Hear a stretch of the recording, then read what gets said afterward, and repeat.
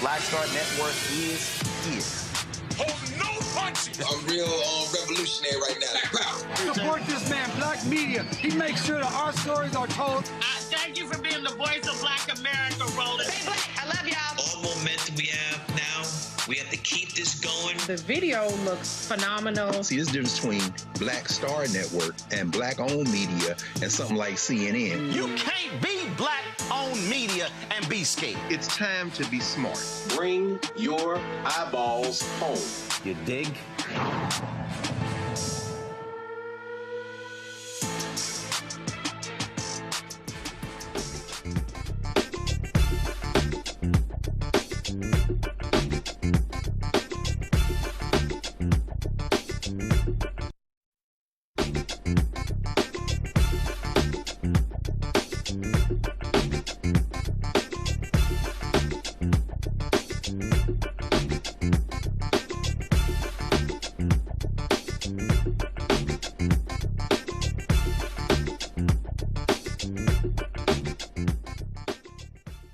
It's Wednesday, April 22nd, 2026, and I'm Candace Kelly, sitting in for Roland. Here's what's coming up on Roland Martin Unfiltered, streaming live on the Black Star Network. Virginia voters have approved a new congressional district map that may enhance Democrats' electoral prospects in November. MAGA supporters are claiming the election was rigged. We'll discuss why this represents a victory for democracy. And a Virginia activist will explain why ISIS planned to convert a vacant 9,000 square foot building in Suffolk into office space is a major problem. Meanwhile, today is Earth Day. We're going to speak with the executive director of the Deep South Center for Environmental Justice about alternative approaches to environmental justice, especially in light of the Trump administration's rollbacks of critical initiatives. And we will continue addressing the epidemic of fatal domestic violence by exploring the underlying issues that contribute to these tragedies. Tonight, we're focusing on how to escape violent situations and what healing looks like for survivors. We'll also discuss domestic violence and the law, including temporary restraining orders and the potential charges and sentences for offenders. It's time to bring the funk on Roland Martin Unfiltered, streaming live on the Black Star Network. Let's go. He's got it. Whatever the miss, he's on it. Whatever it is, he's got the scoop, the fact, the find. And when it breaks, he's right on time and it's rolling. Best believe he's knowing.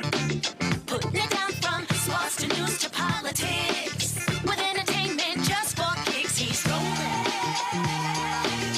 It's on roll, y'all. It's Roland Martin, yeah. Rolling with Roland now. He's funk, he's fresh, he's real, the best, you know he's Roland Martin now.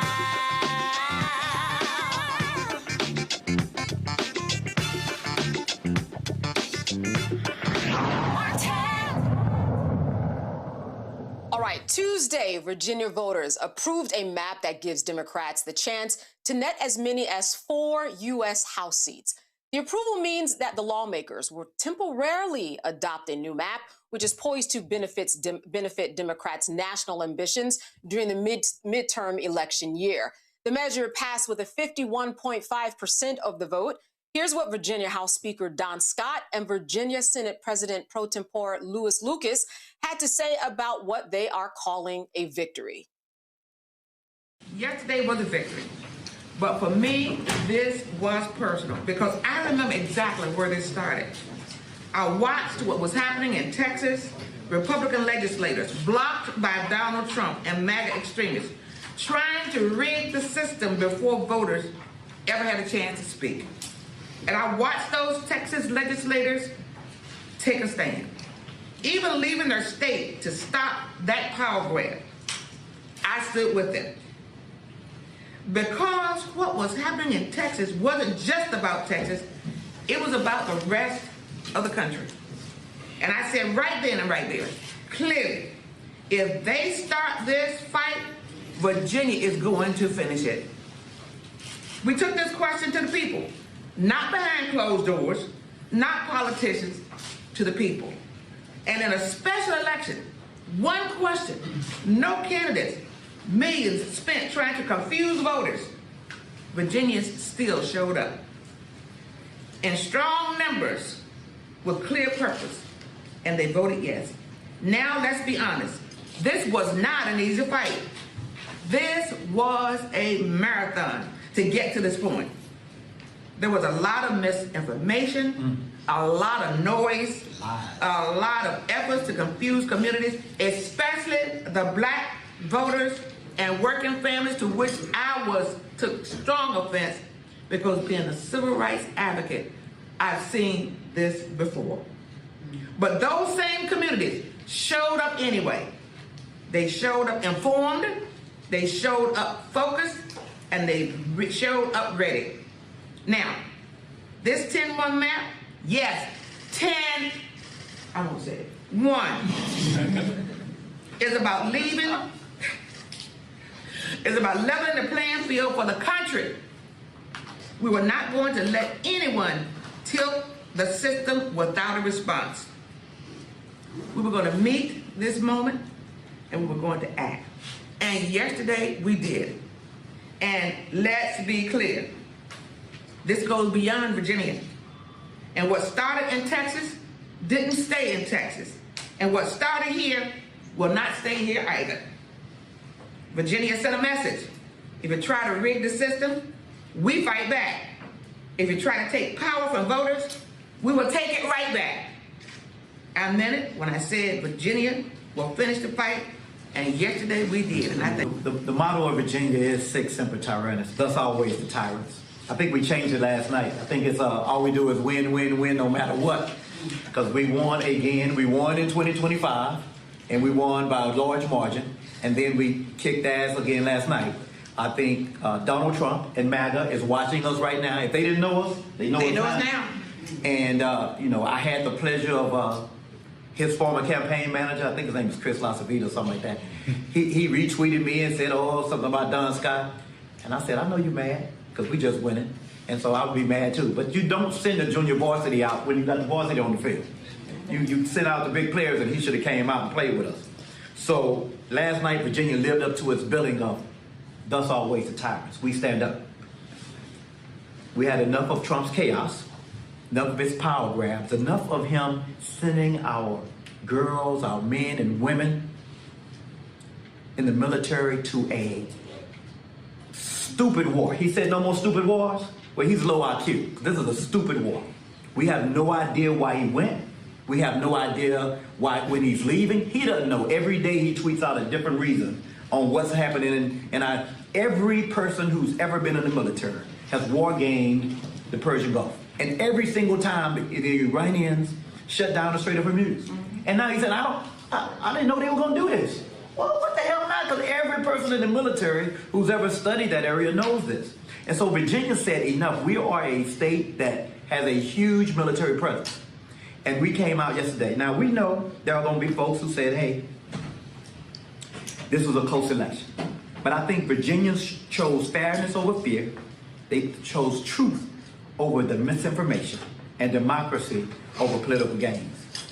And they spent a lot of energy trying to trick black voters. But who showed up? Who made it happen last night? Black voters showed up. Hispanic voters showed up. Communities that Republicans tried to mislead, that they targeted to mislead and suppress, showed up and made their voices heard. And guess what? They not only voted yes, but they voted hell yes. Republicans poured tens of millions of dollars, almost $40 million into this race. Much of it in the final weeks, flooding the airwaves with misinformation, targeting our communities and trying to confuse voters. And they still lost. If you spend that kind of money and lose, that's not a close call. It's a rejection. Everybody's talking about, this was never about the maps or anything like that. This is about standing up to MAGA and Donald Trump. That's what the referendum was on. It was a referendum on, do you want to continue to see your gas prices go up to $4 and $5 a gallon? Do you want to see houses unaffordable? Do you want to get grocery prices over the top? Or do you want to bring some stability back to America? That's what the election was about last night. And it was a rejection of its message, a rejection of MAGA's tactics, and a rejection of all of the things they stand for. And by the way, release the damn Epstein files. They campaigned on fairness, but the moment voters rejected them, moments after they lost last night, the first thing they said is, oh, we don't want fair no more. We want to go court. First thing they do when they can't win an election, now they're trying to undo it, and they're running to the courthouse for a frivolous, politically motivated attempt to overturn the will of the voters. The last thing Republicans want to see in Virginia is a voter. But let me say this clearly. In Virginia, we respect the will of the voters. In Virginia, we don't do kings. In Virginia, the power belongs to the people.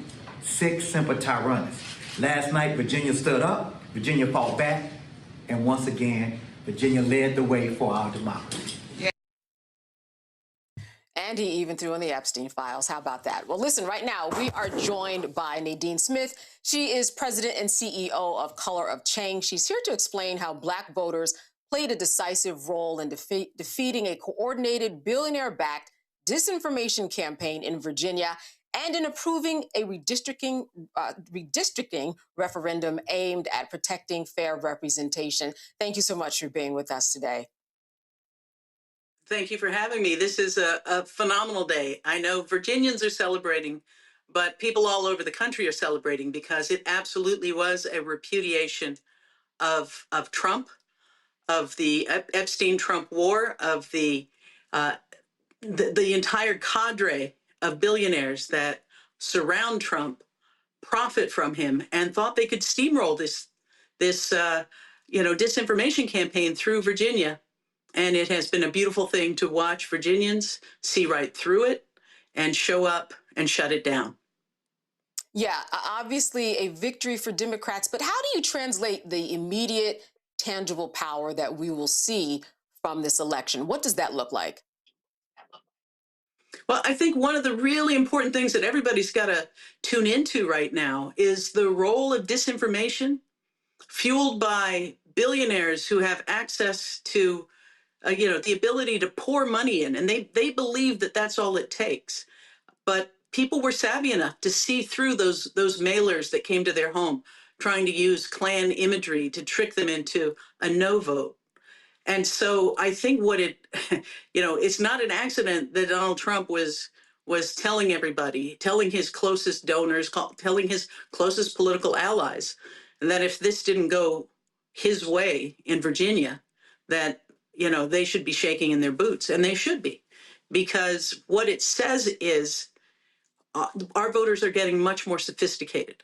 I don't think of this as a win for Democrats. I think of this as a win for democracy, because we've got to push back against the idea that whoever has the most money, whoever can invest most deeply in misinformation and disinformation, who can pull the kind of dirty tricks we saw when Joe Biden's voice was used for robocalls in 2024, these kind of mailers, they have a flood the zone and shave off a few points here and there mentality that tells them they'll win because they've got the financial muscle to win. But what Virginia showed, and what we're seeing all over the country in these elections that are a harbinger of what's to come, is that voters are seeing through it. They're not falling for it. Now, we should not, be under any illusion, because the kind of disinformation, the kind of deepfake AIs, the kind of dirty tricks that we can expect to suppress the vote, to confuse voters, is only going to escalate. When Steve Bannon tells people, tells his billionaire backers, if Democrats win, we're going to prison. All the people in this room are going to prison, starting with me. It's an indication of how much power we have to reset this country, but also an indicator of how desperate they are. And they are desperate and well-financed and willing to do anything to avoid the consequences of their actions come the midterms. So let's take a look at how Trump responded. Here's his reaction. He posted, "A rigged election took place last night in the great Commonwealth of Virginia. All day long, Republicans were winning. The spirit was unbelievable until the very end, when, of course, there was a massive mail-in ballot drop.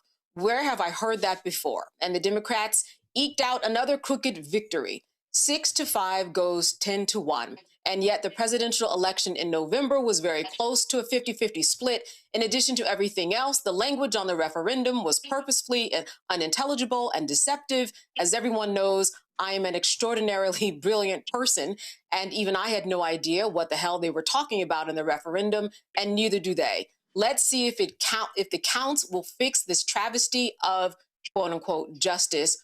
President Donald J. Trump. Well, let me just pass the baton to you. What is your response to this? Besides the laughter, everybody, right? I think everybody saw the footage of that marathon where the guy was celebrating too early, just as he gets to the, he's about to cross the tape, and he doesn't realize that another runner, the crowd is behind, and they're cheering him. And moments before he gets to the tape, the other runner breaks through the tape. And what's fascinating to me is that when people were covering it, when the early stories were that he had been robbed of that victory because he'd celebrated too early, it wasn't his victory. So yes, Donald Trump thought that his billionaire buddies, whose pockets he's been lining, were going to pull a rabbit out of the hat for him, and instead, voters threw those mailers in the trash, got together. We've got to have that same energy, all the way through right now, because we know what happens when people think their vote doesn't matter. They wouldn't be trying so hard to suppress, to lie, to flood us with disinformation, and that is only going to intensify. They wouldn't invest that deeply if our votes didn't matter. And so, hats off to the folks in Virginia for, really showing the rest of the country how important it is. In fact, I think we ought to have an ethic in this country that if Peter Thiel or any of these billionaires that surround themselves and line their pockets because of their proximity and get these government contracts because of their proximity to Trump, if they give to a campaign, vote no. I mean, if they give to a campaign, vote against whatever side they're on. Because right now, the level of desperation is very, very clear. So, at Color of Change, we talk a lot about digital defense and that people have to be media savvy. They have to understand the ways that this level of manipulation. I don't know if there's a test called the Will Smith spaghetti test, and if you haven't Googled it, please do. But it's over the years, they would do virtual, reality or artificial intelligence versions of Will Smith. And the first one, he looks like a character from Minecraft, but the last one, he's having a one-on-one conversation, eating spaghetti. So there's a level of that's happening, but we're also seeing digital blackface. We're seeing them create synthetic profiles that look like they're the Black community and appear to be people in the Black community voicing opinions. It used to be you could just click on and go, oh, that's not a real person. They are backfilling so that it's harder and harder to tell. This is why organizing in community is so important. And we've really got to build up the muscle, because what they have done so far, even the dirty tricks they played in Virginia, are nothing compared to what's coming. Yeah, the AI is moving faster than we could ever imagine. Next week, it will be different. I want to bring in my panel here. We've got Michael Brown. He's the former chair of the DNC Finance Committee. And I'm also joined by Robert Patillo, a civil rights attorney with the Patillo Law Group, LLC. I want to start with you, Robert, a question. Yeah, so I want to know what's going to be the response to clearly the judicial review of this situation. I think just today, a circuit court judge struck down this, and of course, the AG has already said they're going to appeal. What is the strategy with regards to fighting this through the court system?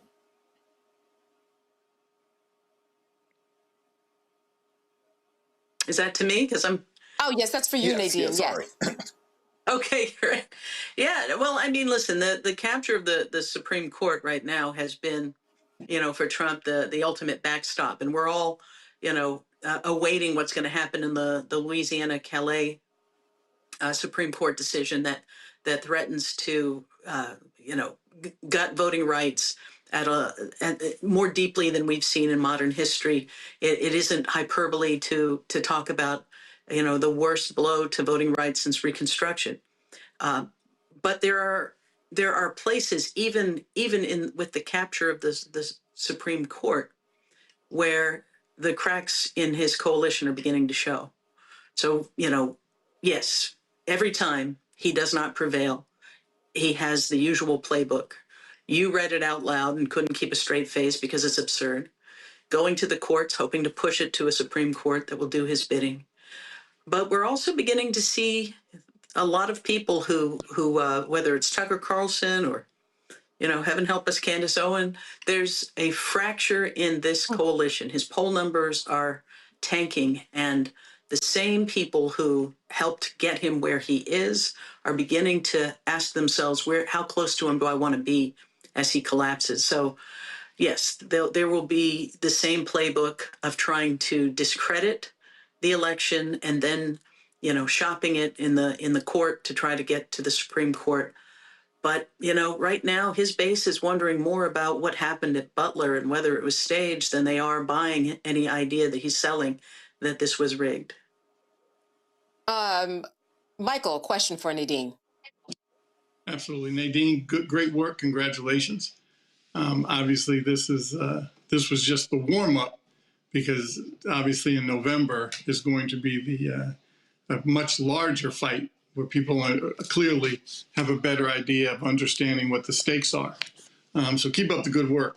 And I think when you mentioned the savviness of Black and brown voters yesterday, is also about how we have been through this so many times, and now we're so used to these dirty tricks, which started well before 1988, when Governor Dukakis fell victim to some of George Bush's dirty tricks. But nonetheless, we are now here today.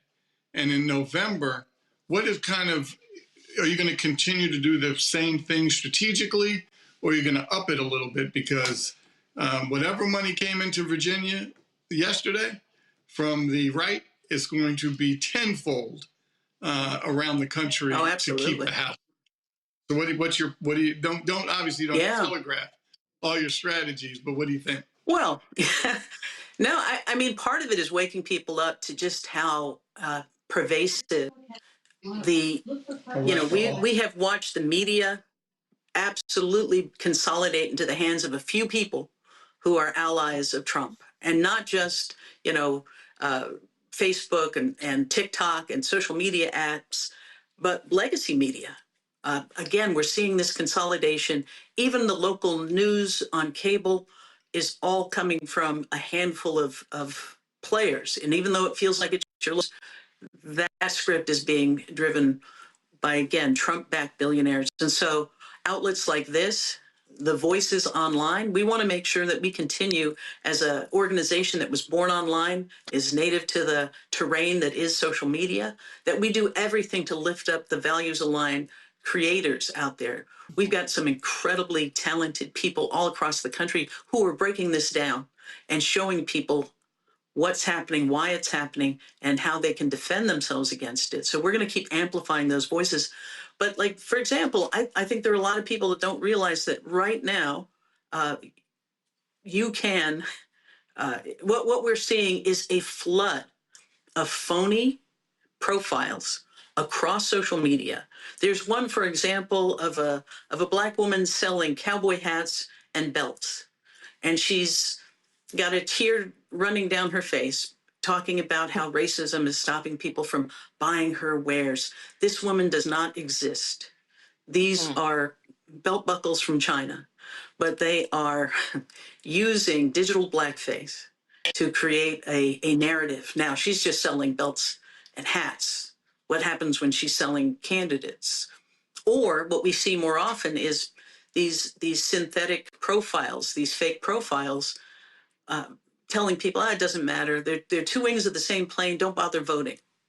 They're trying to manufacture a consensus by mimicking the most provocative positions that anyone can hold, but they're not the consensus of our community. So when I say we've got to make sure that people are literate about what is happening, just because you see somebody in your feed, just because if you don't know that person, there are ways to verify where that information is coming from. In the COINTELPRO days, agent provocateurs who kind of push people to not vote or to turn to violence, these kinds of things. That same thing is happening, but it's happening in digital form. So it's not just about planting drugs or putting a gun on a corpse. It is through surveillance. We had a school in Maryland where AI called the police to say there was a gun on campus. This is a school that's 80% Black and Hispanic. When police arrived, there was no gun on campus. AI had misidentified a bag of Doritos. The prevalence of these things in our lives to suppress votes, to foment violence, to pull people into the criminal justice system is something we've got to wake up to. And as you say, whatever we saw so far, whatever we saw in Virginia is nothing compared to what they plan to unleash. And we've got to be ready for it. That's the bad news is it's coming. The good news is we can beat it. Nadine, as we wrap, let me end with this question. This is a temporary emergency measure. What actually is going to happen when 2030 rolls around? Well, I think that's why it's important for us to count victories. I mean, it's easy to feel very, what they want us to feel, which is helpless, which is overwhelmed, which is to feel like we're being attacked on all sides. But we're actually posting victories too. We're building muscle as well. And that's why the expectation of what's going to happen in the midterms has shifted in the way it has. But we can't be content. This is not just about elections. It's about building the infrastructure for the democracy we have always deserved. We are defending imperfect institutions against the plundering of this administration. But we've got to have a bigger vision about building the institutions that we deserve, that our kids deserve, that our grandkids deserve. And I think what you're beginning to see and feel in this country is that people are beginning not just to fight Trump, but to imagine what they want to build. All right, Nadine Smith, Color of Change, thank you for filling in the blanks here, sharing with us what this victory actually means for the long term. Good to see you. You too. All right, you're watching Roland Martin Unfiltered. Stay with us. We're going to be back after the break. I'm Brittany Noble, Midwest-born, HBCU educated with experience in newsrooms across the country. Well, I've teamed up with Roland Martin to bring to you The Breakdown. This isn't just news. It's our stories, our voice, our community. Join me for The Breakdown Monday through Friday at midday, only on the Black Star Network. My name is Bill Duke, and you're watching Roland Martin Unfiltered.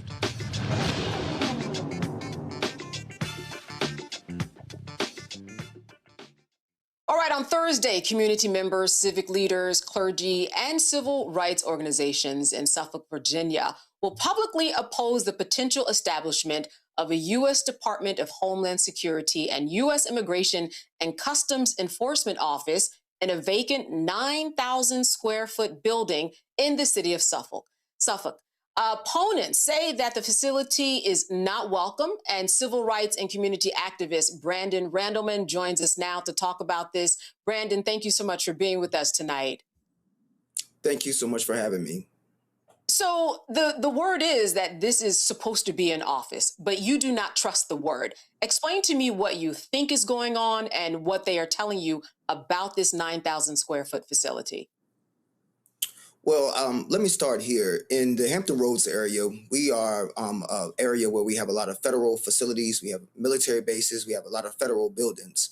To give you a perfect example, in downtown Norfolk, there is a office building, 2 office buildings for federal government agencies. So far, there presently right now is a U.S. Attorney's Office, United States Senators' offices, and the FBI has administrative space there. So if ICE was looking for a legitimate office administrative building, why wouldn't you go to where other federal offices already housed that in our region?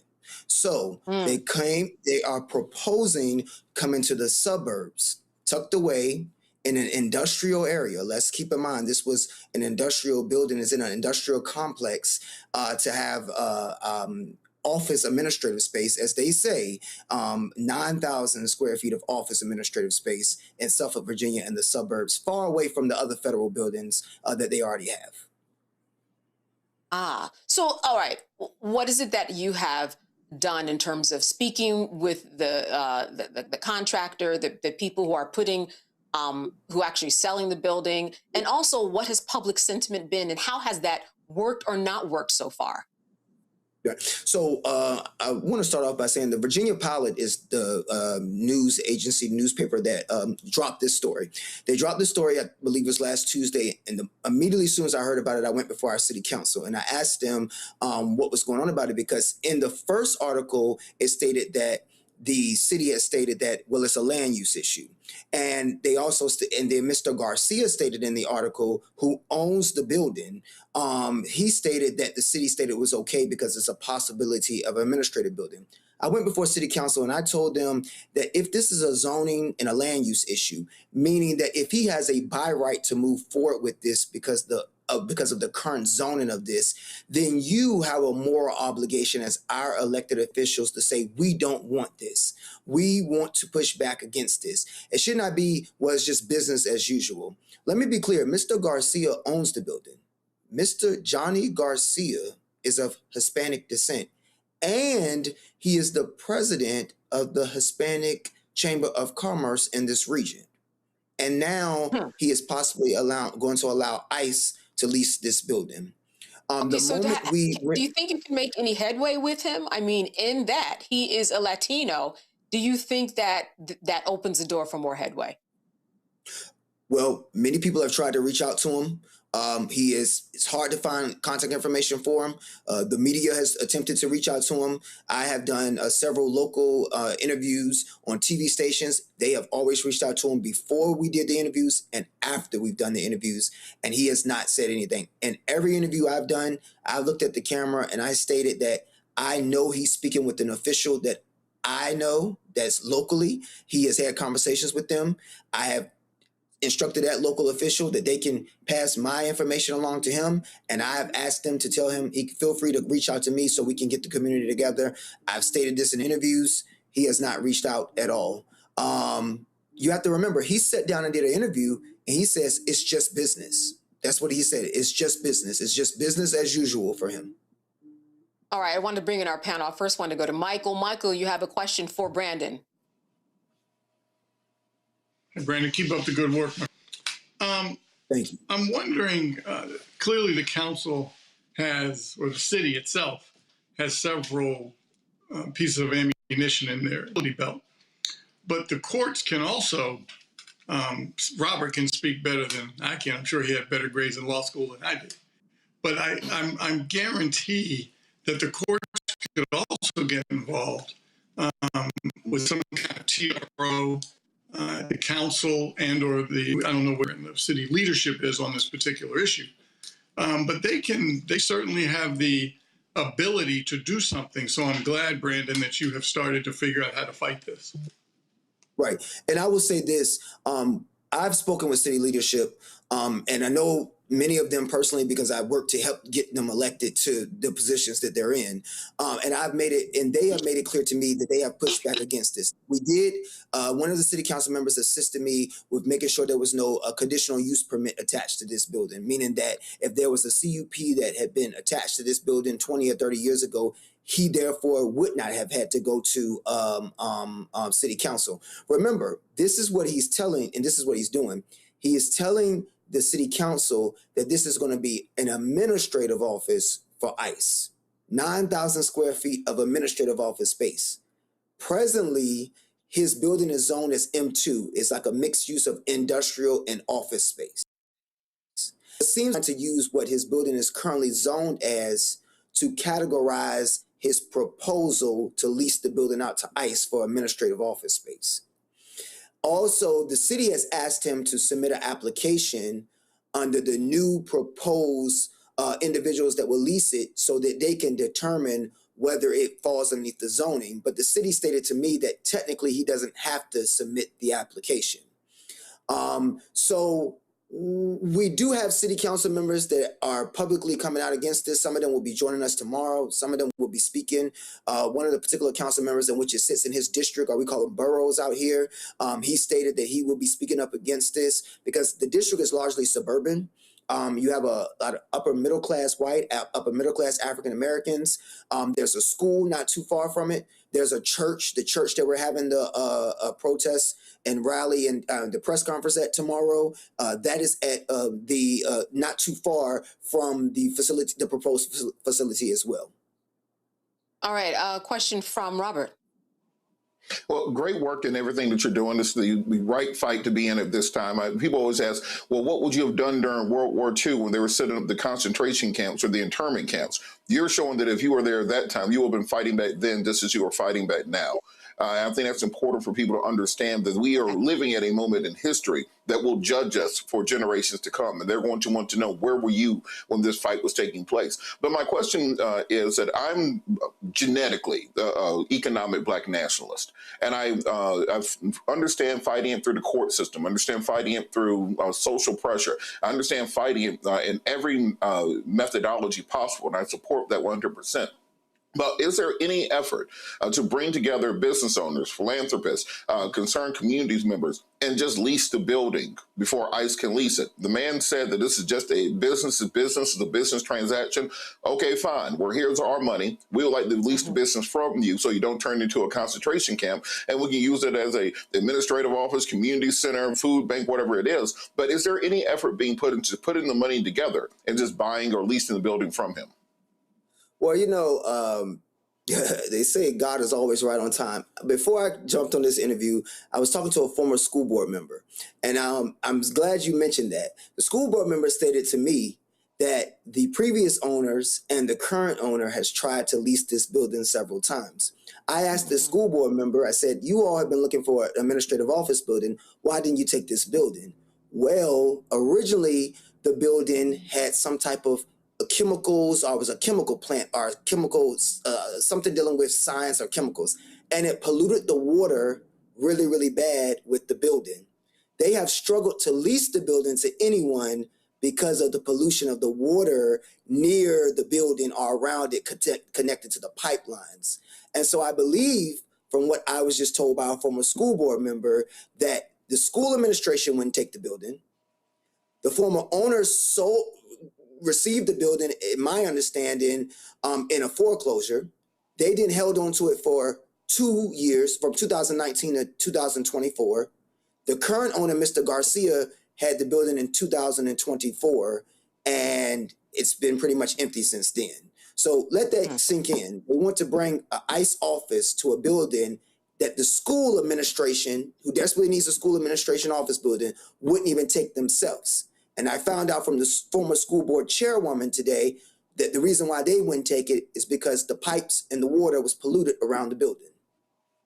And Brandon, here's what we know. We know that other communities are certainly fighting these facilities, and a lot of them are winning on basis of the strain of the resources, including water, including land. Some of these places, they have concrete on the bottom, and they weren't built in order to have some type of piping system. So I wonder what you've learned from other communities. I know even in Virginia, there was another community that did stop an ICE facility. What are your next steps? What would you like to do? Is there a lawsuit in the making that you think could help? Because so many other communities are using the legal route. Right. So I think tomorrow is tomorrow's going to be one of our major steps where we're having African Americans, whites, Blacks, Hispanic community. We're coming together as a whole, along with our community, and we're going to put a lot of public pressure on him, and we're going to see if we can get him to somewhat fold from it. We are looking at our various steps, whether that's a lawsuit, whether that's public pressure. We have to keep in mind that there's some elections coming up for our city council members. I've made that clear as well. But here's the thing. This man has been in contact with ICE for weeks, if not months, because the reason why we had to act so quickly with public pressure, he stated in his article that ICE was trying to make the decision on whether or not they were going to lease the building by the first or second week of May. So it's coming upon us very quickly. We've just tried to act as quickly as we could with the little time that we've had in reference to it. And you mentioned something about the economic standpoint. I had someone reach out to me the other day about, well, he could be bringing jobs with ICE. I made it clear to them that this business in this building has had government contracts since 2024, and none of our skin color has had any work in that building. But above all, he's not providing a government service. He's leasing the building out to ICE in the current state that we see ICE in and down. All right, Michael, I want to close out with you. I think that I cut you off. You had a follow-up question? No, I'm good. I just want Brandon good luck, and use all the powers that you have, whether political, legal, economic, as Robert mentioned, and do the best you can to stop it. All right, it was Robert. Thank you. Sorry about that. Robert, you had a follow-up. I'll close with you. Well, I did have a follow-up on the issue of the kind of usage of it. If the building is in such a condition they can't sell it, can't rent it, there may be an environmental claim that you can put in just to have the state condemn the location as being inhabitable. If you're going to be bringing in thousands of ICE employees for an administrative office to a building that has been condemned for multiple years because of the leakage of toxic chemicals, you may be able to get an injunction to prevent from being used for human habitation in general. So it might be another legal route to explore whether or not the state or the city will actually come in and just simply condemn the property altogether, and then ICE will have to start over to find a new location. Yes, thank you very much. And again, I can't say what I was told was what the previous maintenance of the building was. I am going to look into that. I just received this word. I'm going to see, was that maintenance fixed? But I know for years that when they've tried to get rid of the building, that's been the stop. That has been the stopping point. And that's why the school administration wouldn't take it on. Now, whether or not he's fixed that since then, that remains to be said or not. But that is something we can look into, because if you use the legal court systems, you can find out from there whether or not those issues have been fixed. All right, Brandon, thank Absolutely. you so much. I know a lot more to come, and we will be following up with you to see what happens. Thank you for all of your hard work. Thank you. All right, still to come on Roland Martin, we're going to continue to address the epidemic of fatal domestic violence. The most dangerous time for a person is when they try to leave a violent situation. We're going to walk you how to leave safely and walk you through that and what you need to heal. We're going to talk about that. We'll also talk to a former prosecutor and a current judge about the legalities of domestic violence. You do not want to miss these critical conversations. Meantime, make sure to please support us so we continue to bring you these crucial conversations. You can support us via Cash App using the Stripe code in the bottom left-hand corner. You can also help us with credit cards. Use the same thing.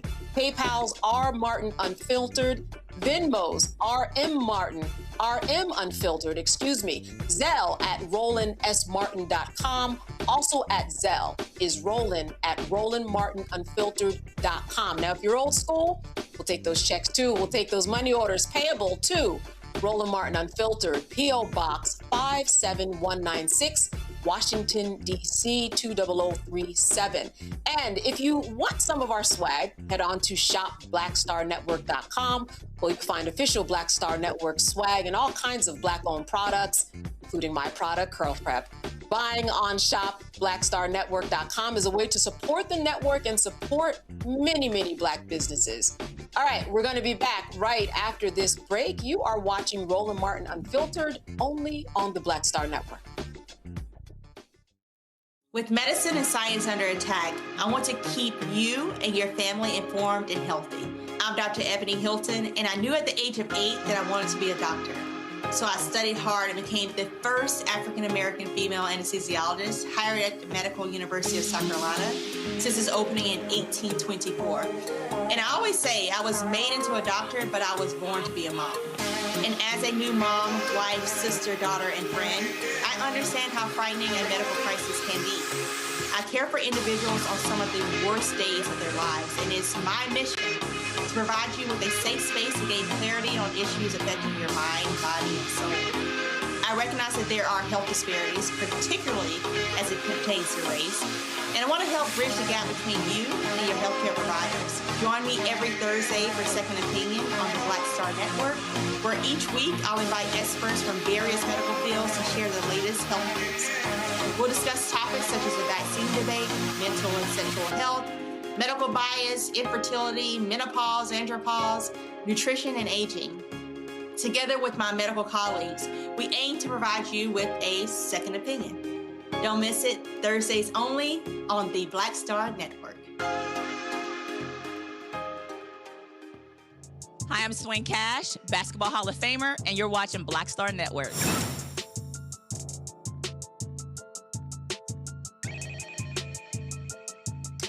It's time for the headlines with Brittany Noble.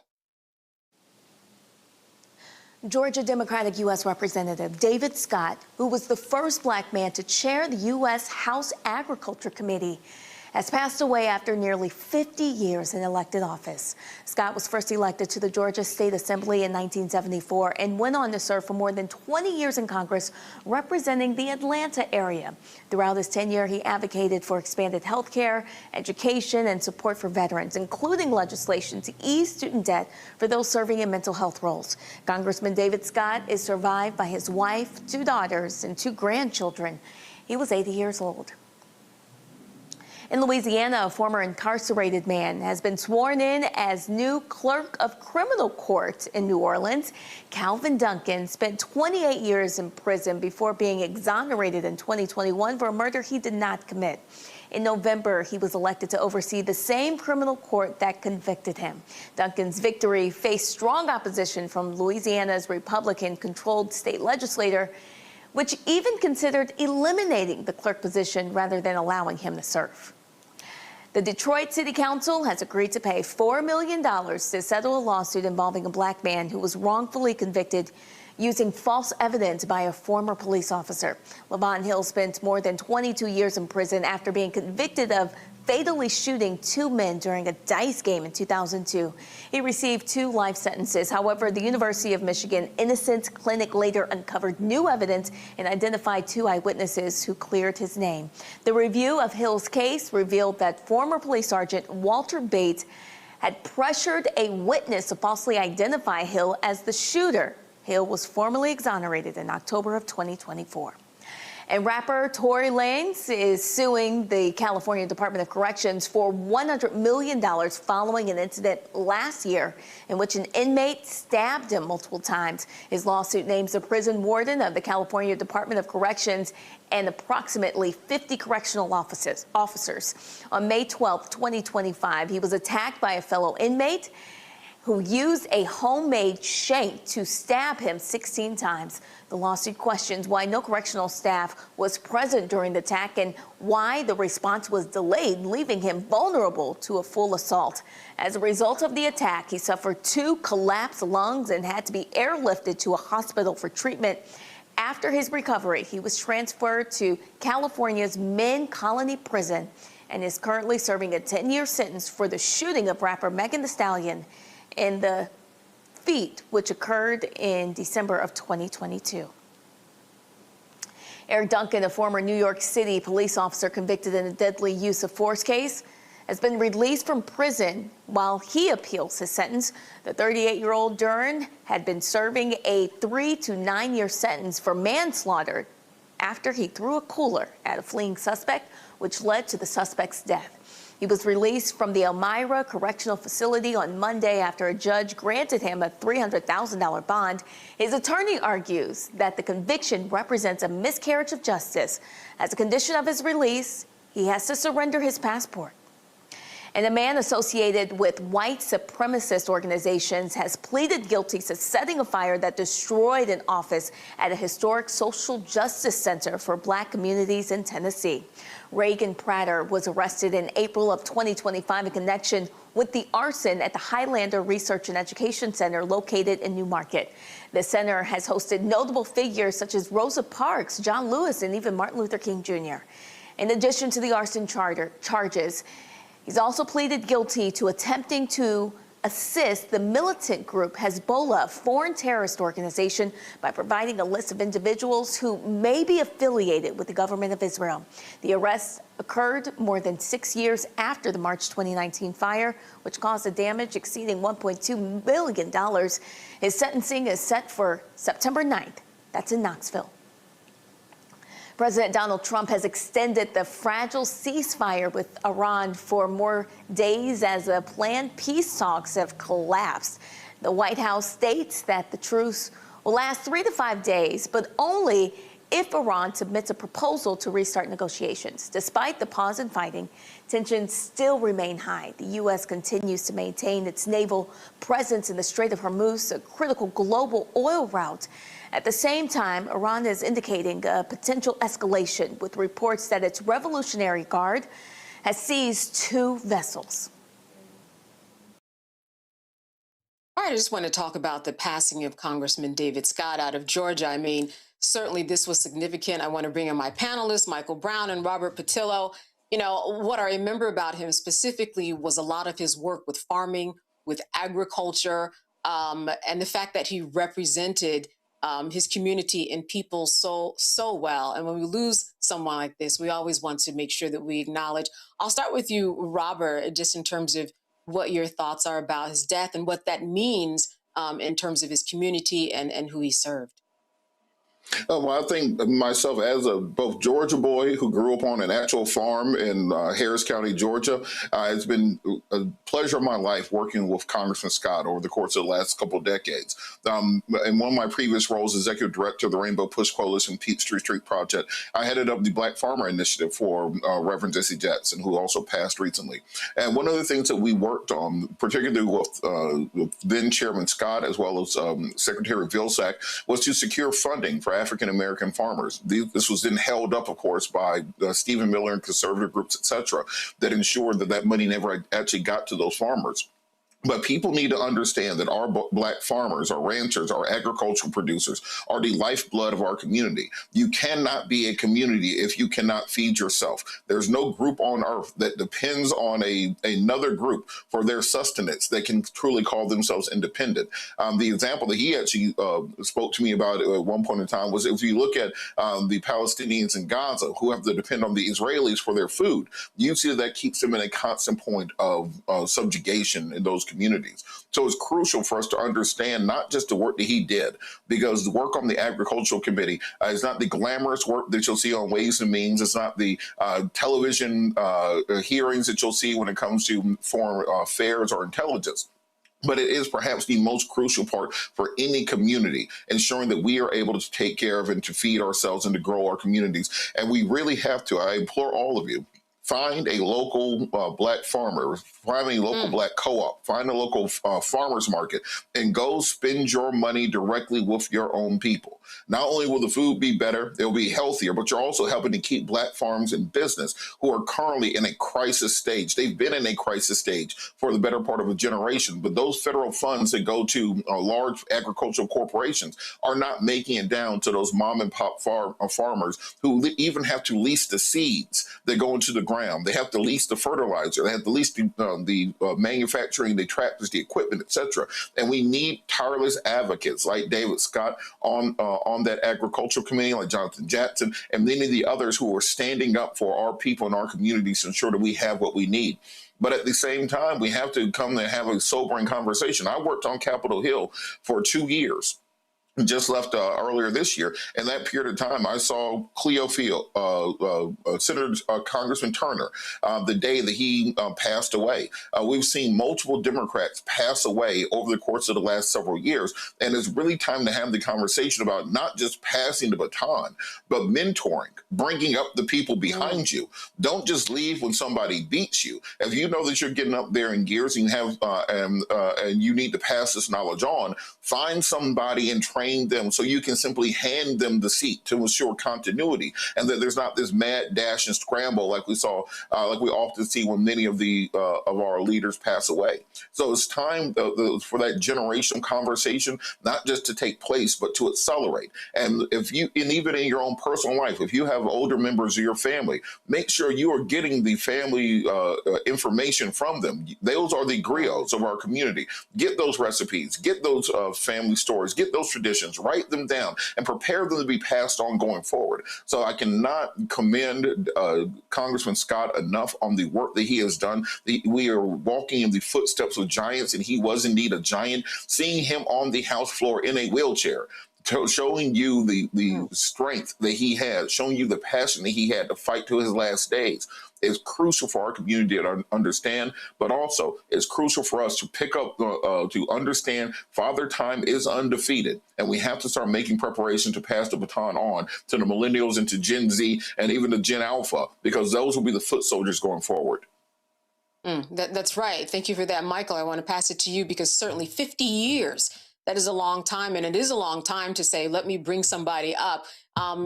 Your thoughts about the meaning of his serving and what he did for the community.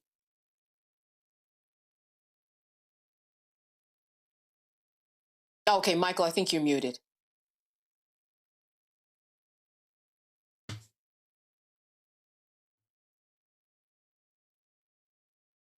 Is he becoming unmuted, Michael? Michael, you are muted.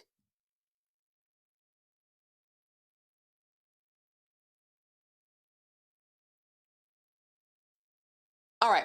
Listen, stay with us. We'll be back after the break. See you on the other side.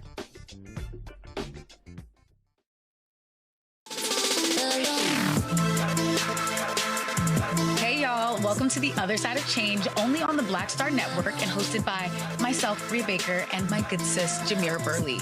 We are just two millennial women tackling everything at the intersection of politics, gender, and pop culture.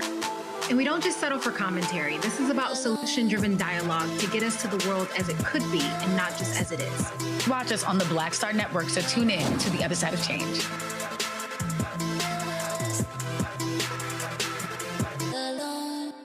With medicine and science under attack, I want to keep you and your family informed and healthy. I'm Dr. Ebony Hilton, and I knew at the age of 8 that I wanted to be a doctor.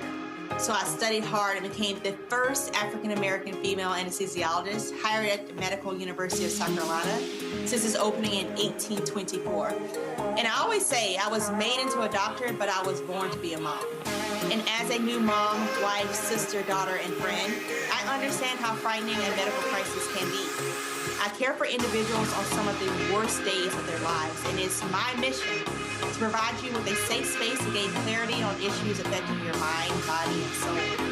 I recognize that there are health disparities, particularly as it pertains to race, and I want to help bridge the gap between you and your healthcare providers. Join me every Thursday for Second Opinion on the Black Star Network, where each week I'll invite experts from various medical fields to share the latest health news.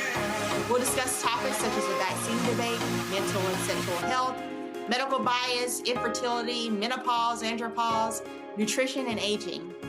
Together with my medical colleagues, we aim to provide you with a second opinion.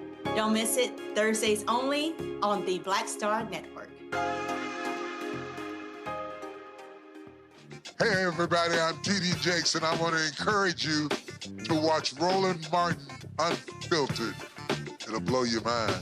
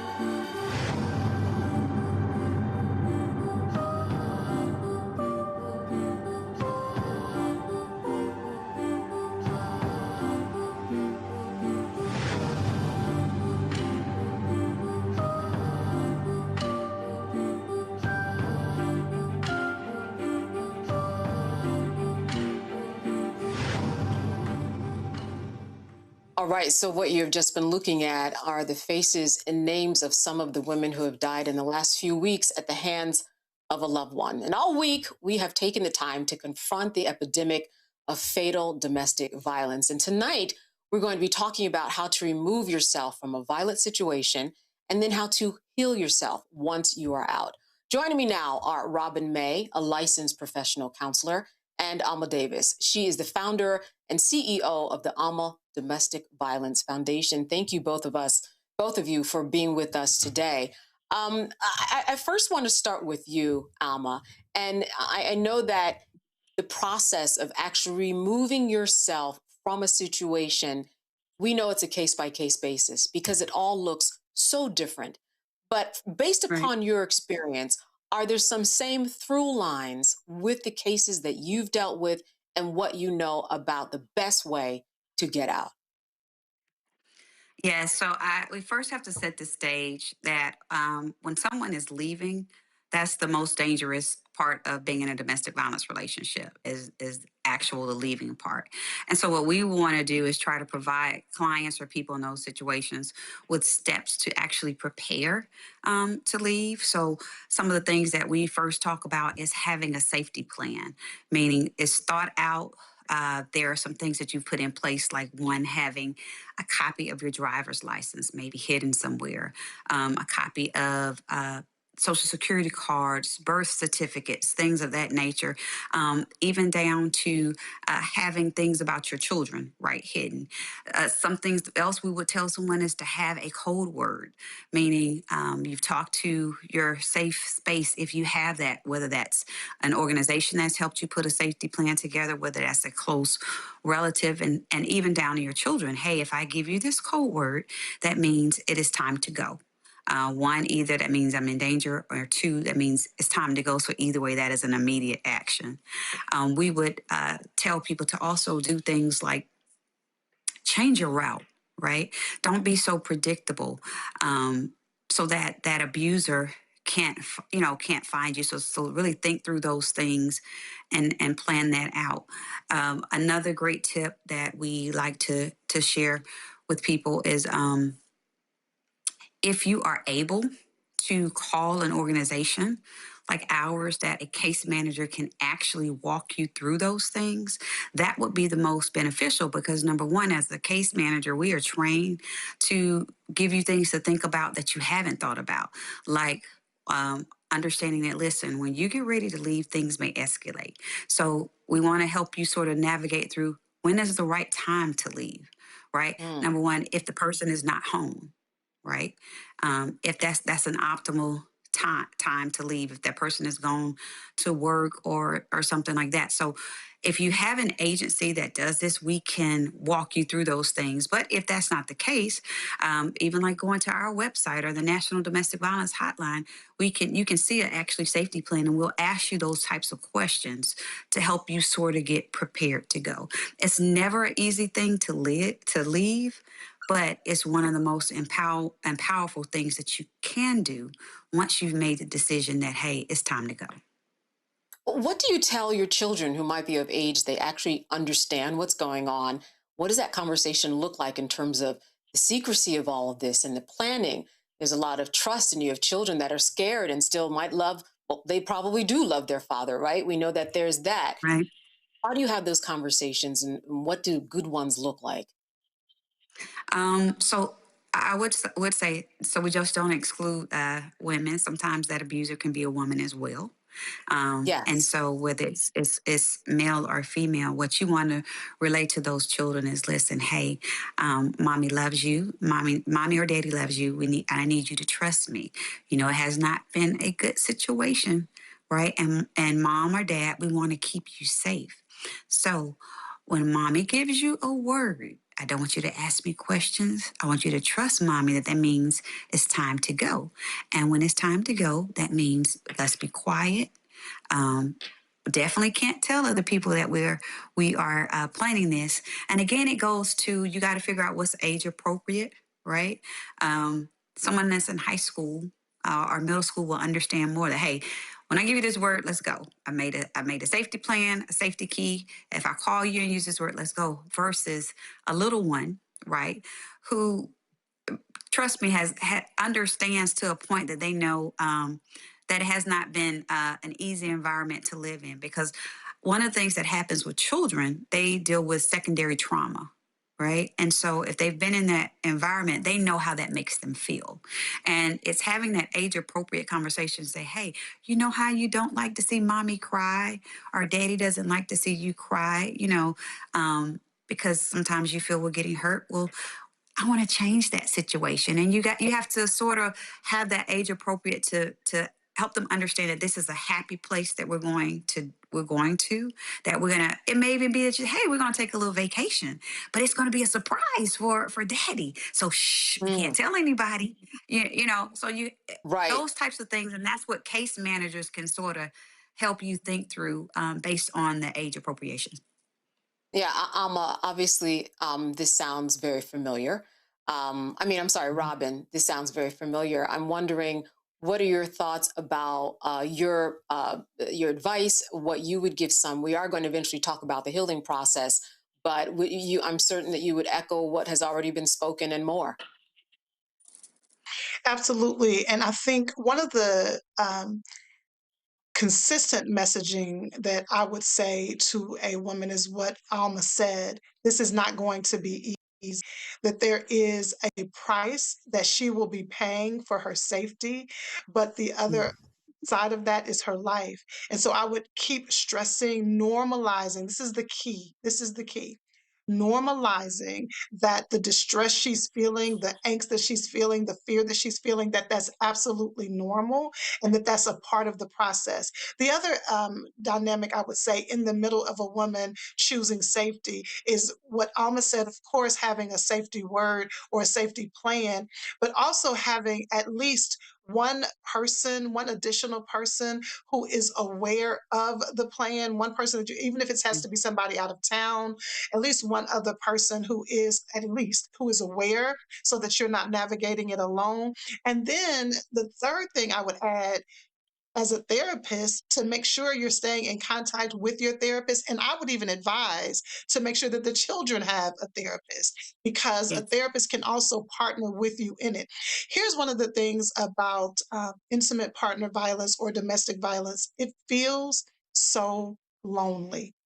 It feels so lonely.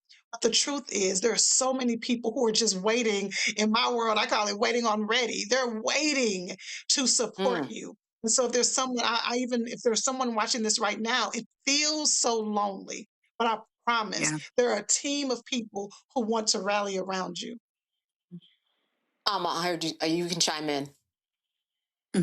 Yeah, I think she is spot on. And when she talks about that team of people, it's important to help people understand that when we are getting you prepared, right, there are also some other things that you probably have not even thought about, like your animal.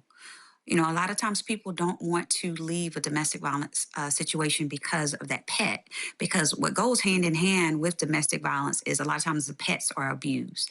But if you reach out to an organization like ours or Partnership Against Domestic Violence, we can help you. Because we have contacts with shelters that will keep your animal for up to 3 months at no cost to make sure you are safe. A lot of times, because this is a fast moving moment. So the more planning that you can do would be, optimal. But we want to remind you of things, key things like make sure you're documenting the bruising. If you have bruising, writing things down, if you can, putting it in a safe place, your medicines. Because a lot of people don't think about when you're on the run, you're on the go, you don't even think about that medicine that may be needed. Making extra copies of keys. So we want to support you as you make this brave decision to leave. And the more that we can help you, I totally agree. Having a therapist that can help sort of walk you through the emotions that you're feeling, because it is a big step. Right? It's one of the most important and largest steps you may make in literally saving your life. And I mean literally saving your life. So having that support system, having that community that can not only hold your hand, but give you tangible things is so essential and so important. And what you do, Alma, is it that somebody reaches out to you and then you have almost like a consultation with them to lead them through a plan so that they can carry out that plan of action? Is that how it works when someone reaches out to your organization? Yes, they can call us either directly on our 800 number line. And the first thing we do is an intake. So that first step is someone reassuring you that you're safe. It is okay to talk to us. You can give as much information as you want or as much information as you don't want to give. And then we partner you with a case manager. And that case manager hears you out.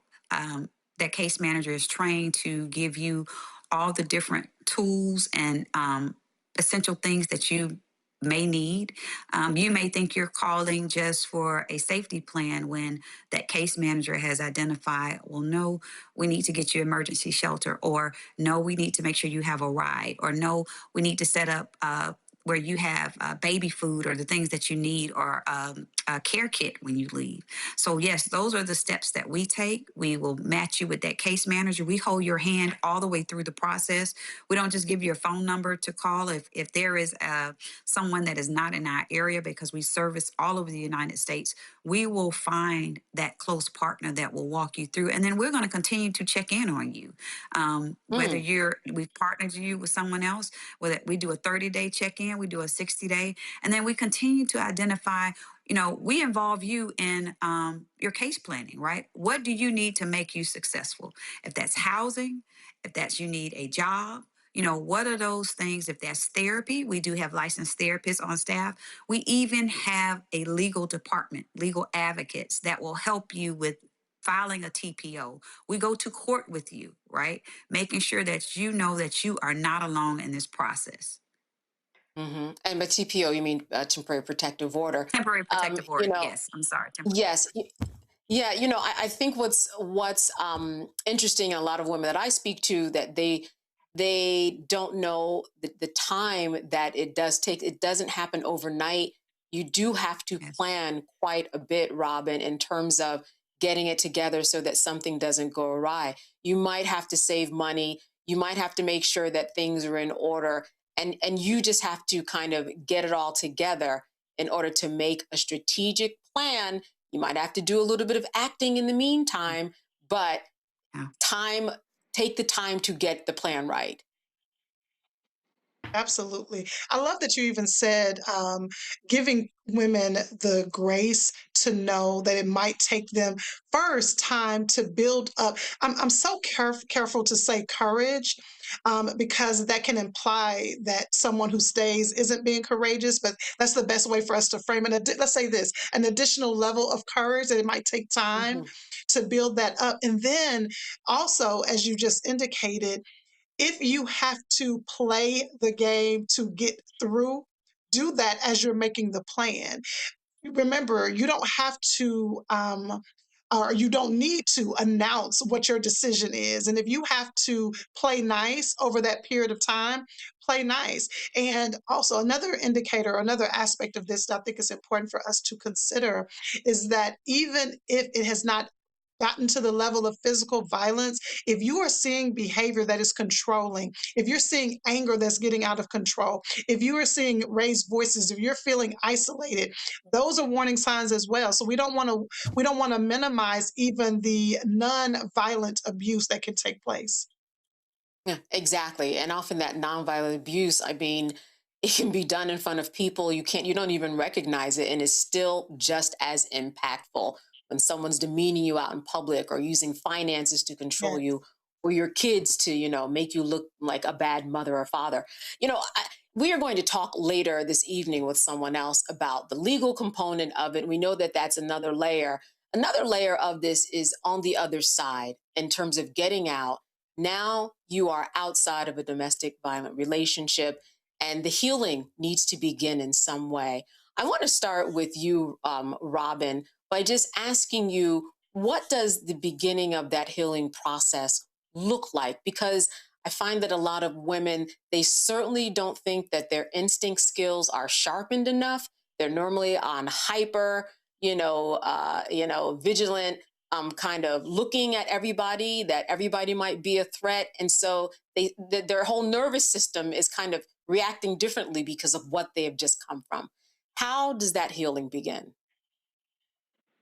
It's interesting. I'm so glad that you said the word nervous system, because once a woman has navigated the pain and the trauma, because we need to call it what it is, the pain and the trauma of domestic abuse, it literally changes how your nervous system functions.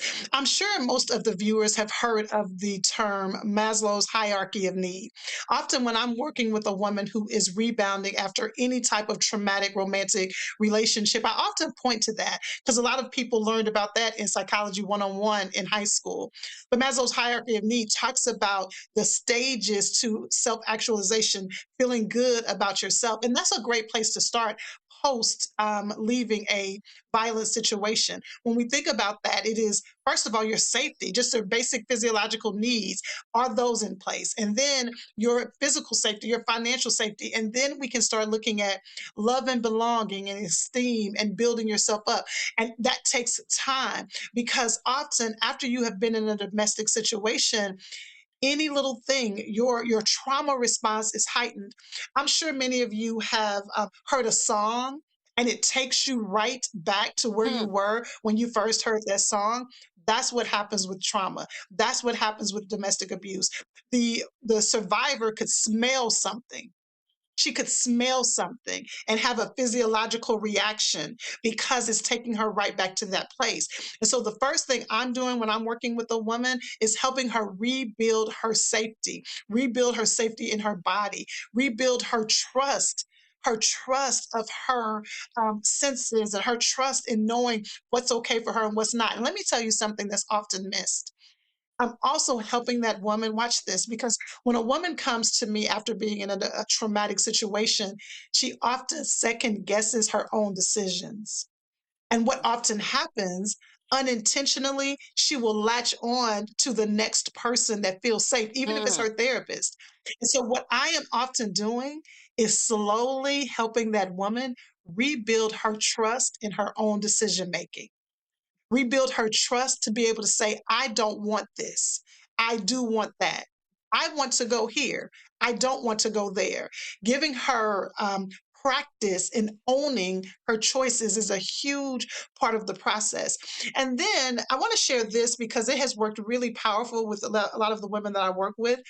I encourage women to start envisioning, visualizing exposure therapy to the woman they want to be. Who is the woman that you want to be? What does whole look like to you? What does healing look like to you? And what would that woman do? Watch this, that you are not doing. When I tell you that exercise, it gives me chills every time I watch a woman do it. Who is the woman that you want? What does whole look like? What does a healed version of you look like? And how can we start practicing that version of you until you believe it?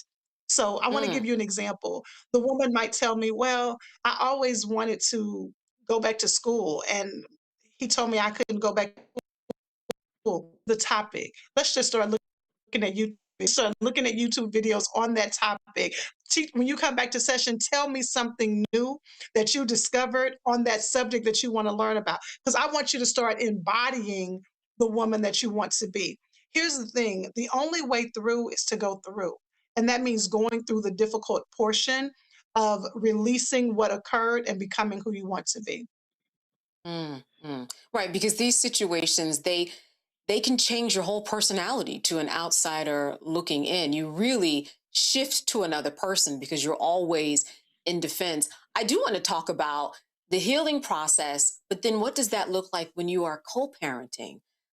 That is exceptionally difficult. And from the both of you, I wanted to know, how do you co-parent with this person if they don't go behind bars and maybe they go through an anger management course, but they still are allowed to see the children? I want to start with you, Alma, and then we'll go to you, Robin. Yeah, that is something very difficult that a lot of our clients have to face and have to deal with because you're right. If that person has not been served or has not been put behind bars, a lot of times we will see where that abuser will try to gain custody of those children, or even paint the survivor out to be the abusive parent, right? And so some of the things that we have to focus on and work through is even the thought process and the thinking of the survivor. We've seen so many times where the survivor will say, oh, well, it's fine for me to meet that person at the school or at the daycare for them to see the child because they wouldn't do anything to hurt the child. And of course, we've seen incidents even in the news where that abuser has showed up and not only hurt, killed, or might have, killed the survivor, but even hurt that child. So one of the things that we try to do, and I love what Robin said about giving choices, is making them feel empowered to clearly understand the circumstances, right? What may or may not happen, but helping them think through, let's look at what if this happens? And like I said, we're wanting them to empower to make the right choice. But if not, we want to help you understand, well, what are some of the backup choices that have? Do you have to meet them alone? Do you have to meet them at the daycare? If you're going to do that, is that daycare aware that this parent is coming up to see them? If there has been a legal process or a TPO, we try to, which is a temporary protective order, we try to encourage them to allow the law to help sort of navigate that, right? Meeting with it might be someone that unfortunately, like outside agencies have gotten involved, and they are that neutral party that's there. But at the end of the day, we want to make sure that our client or that survivor is safe and their children are safe, because if you pay attention to the Amber Alerts, over 90% of those Amber Alerts come all from, when the children are missing, they're coming from domestic violence or family violence situations, right? So using the skills, but again, empowering that survivor to sort of think, but not be so easy to trust that abuser, right? So that they're making some concrete decisions that will still keep them safe, but keep their children safe. Robin, same question about co-parenting. You know, I really want to piggyback off of what Alma said, because this process is exhausting for a woman. By the time a woman makes a decision to leave, we have to imagine how long she has been carrying the reality of this situation. So by the time she leaves, that's just like we just said, the start of her being able to take a deep breath and rediscover herself, and then to partner with raising a child with someone that harmed her. So the reason why I really wanted to piggyback off of what Alma said is this. I often find that women say, I just can't keep this up. I'm tired of this tension. I'm tired of having to be on guard. I'm tired of let's just be okay, because they're often still trying to believe the best. And it seems insensitive to say, but you cannot let your guard down. You simply cannot, because it's only going to create a pathway for possible harm. Okay, so that's the first thing I wanted to say.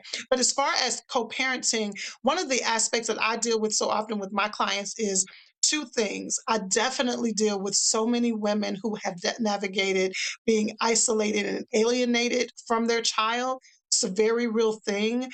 But I have a lot of hope for so many women, because almost every woman that I've worked with who went through parent and alienation, the child has come back. They have been able to restore their relationship with their child.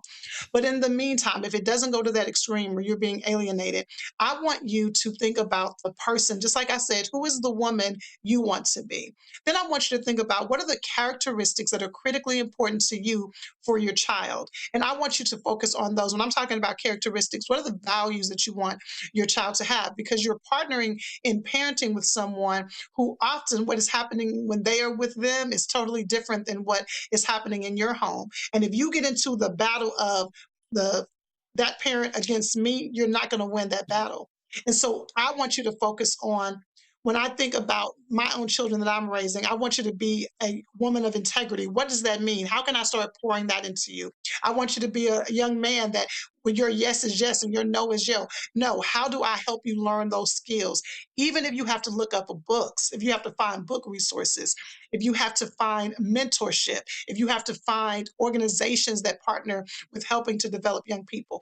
And here I go again, but I am telling you, put the child in counseling. Make sure that the child is in counseling as well, because the counselor can also, number one, help that child navigate their emotions. But number two is a safety for you. If the child is reporting any concerns, that therapist now has an ethical and legal obligation that's outside of you. So put the child in therapy. And then third, be willing to go to therapy with them as well. I think those several things. Number one, keeping your guard up, recognizing, I know it's exhausting, I know it is tiring, but when you let your guard down, you're very likely putting yourself back in a danger zone.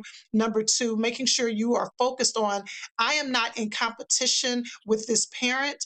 This is not co-parenting. This is parallel parenting. I want to make sure that I am pouring into my child what I want them to know, who I want them to be, and then get support. Go to therapy, because now you have a support system that can help you in partnering with the child. All right, so we have a couple of minutes, and so I want to each of you give you 1 minute on this question, because I see this happen a lot with women too. They don't know what to do with their social circles. You know, I've seen women detach from everything, their church, his side of the family, everything, and that worked out. And I've seen other people try to stay with the same church that, you know, he might go to, or vice versa, if it's a man being abused, or try to still keep the same circle of friends and share. But it is very difficult. And I am wondering, what is your advice?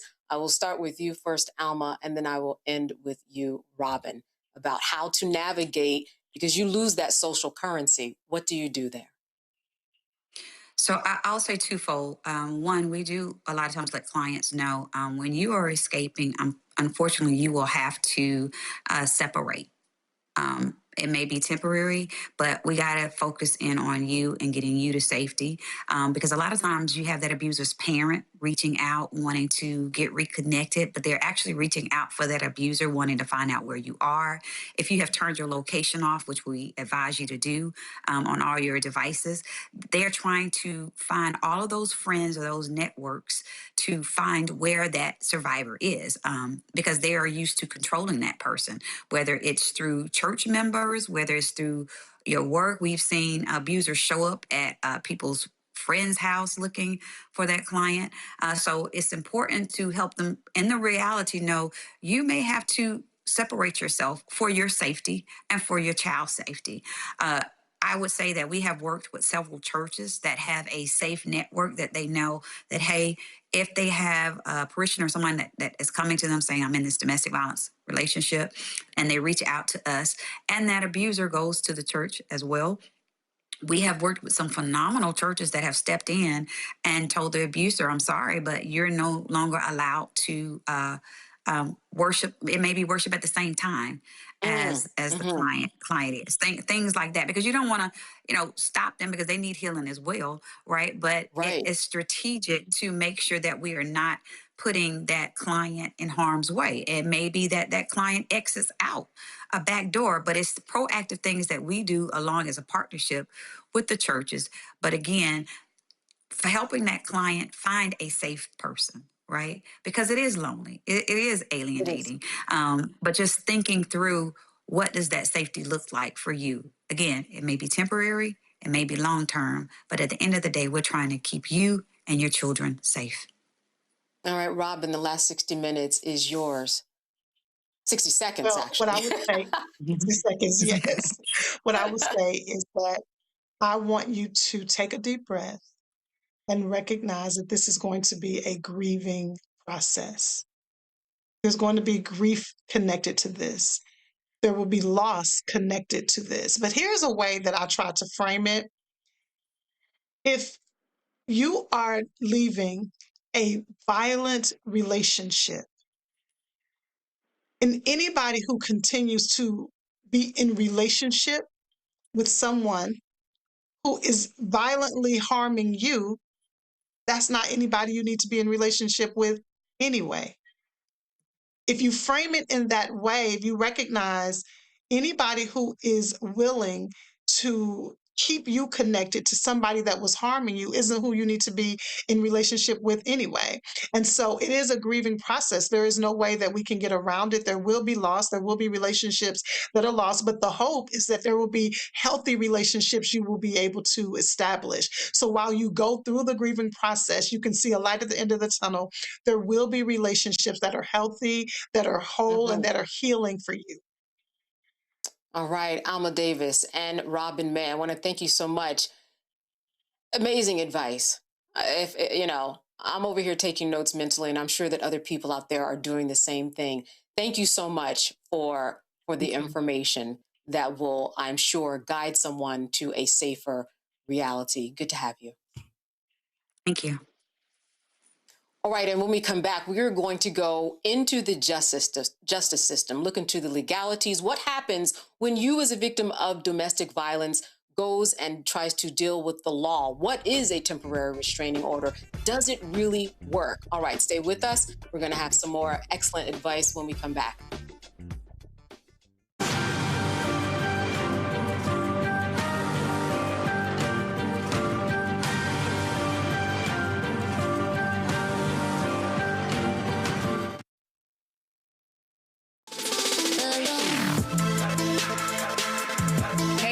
Welcome to The Other Side of Change, only on the Black Star Network and hosted by myself, Rhea Baker, and my good sis, Jamira Burley.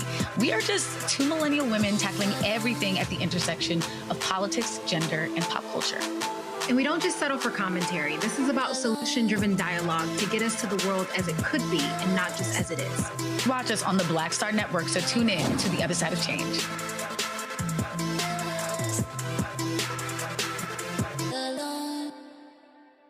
How you doing? I'm Mark Curry, and you're watching the Black Star Network. That's why I got these glasses on, because that black star is bright.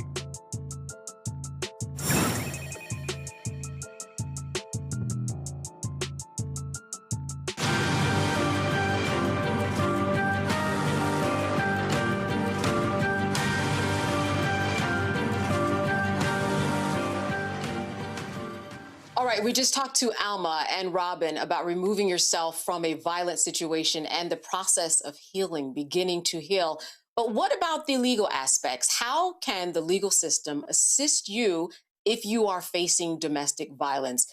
How helpful are temporary restraining orders? I know a lot of people have that question. Well, joining us now are Marilyn Mosby, the former state's attorney for Baltimore, and Vonda Bailey, the presiding judge of the 255th District Court in Dallas County, Texas. Thank you so much for being with us today, both of you.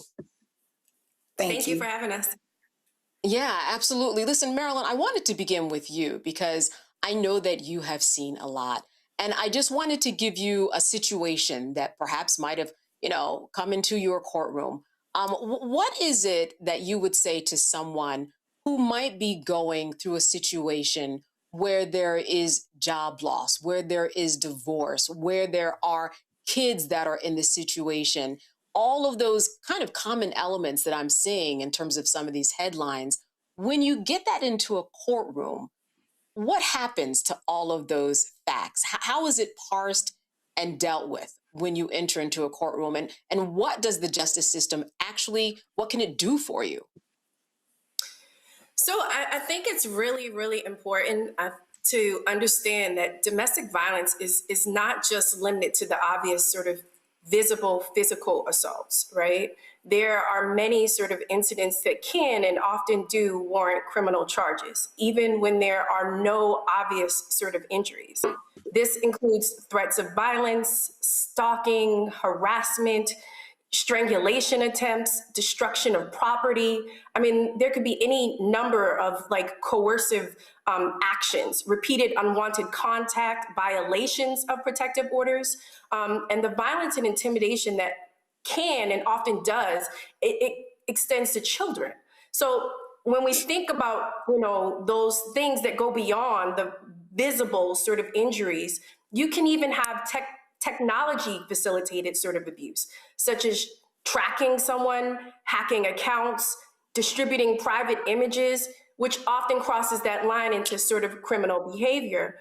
But the broader sort of takeaway, and as you've already kind of talked about from the several high profile sort of domestic violence related cases that we've seen just in the past week, whether it's Justin Fairfax, who shot and killed his wife during a domestic dispute amid a contentious sort of divorce before taking his own life while his children were present in the home, or Shamar Elkins in Louisiana, who fatally shot his wife, her sister, and 8 children, right? 7 of whom were his own.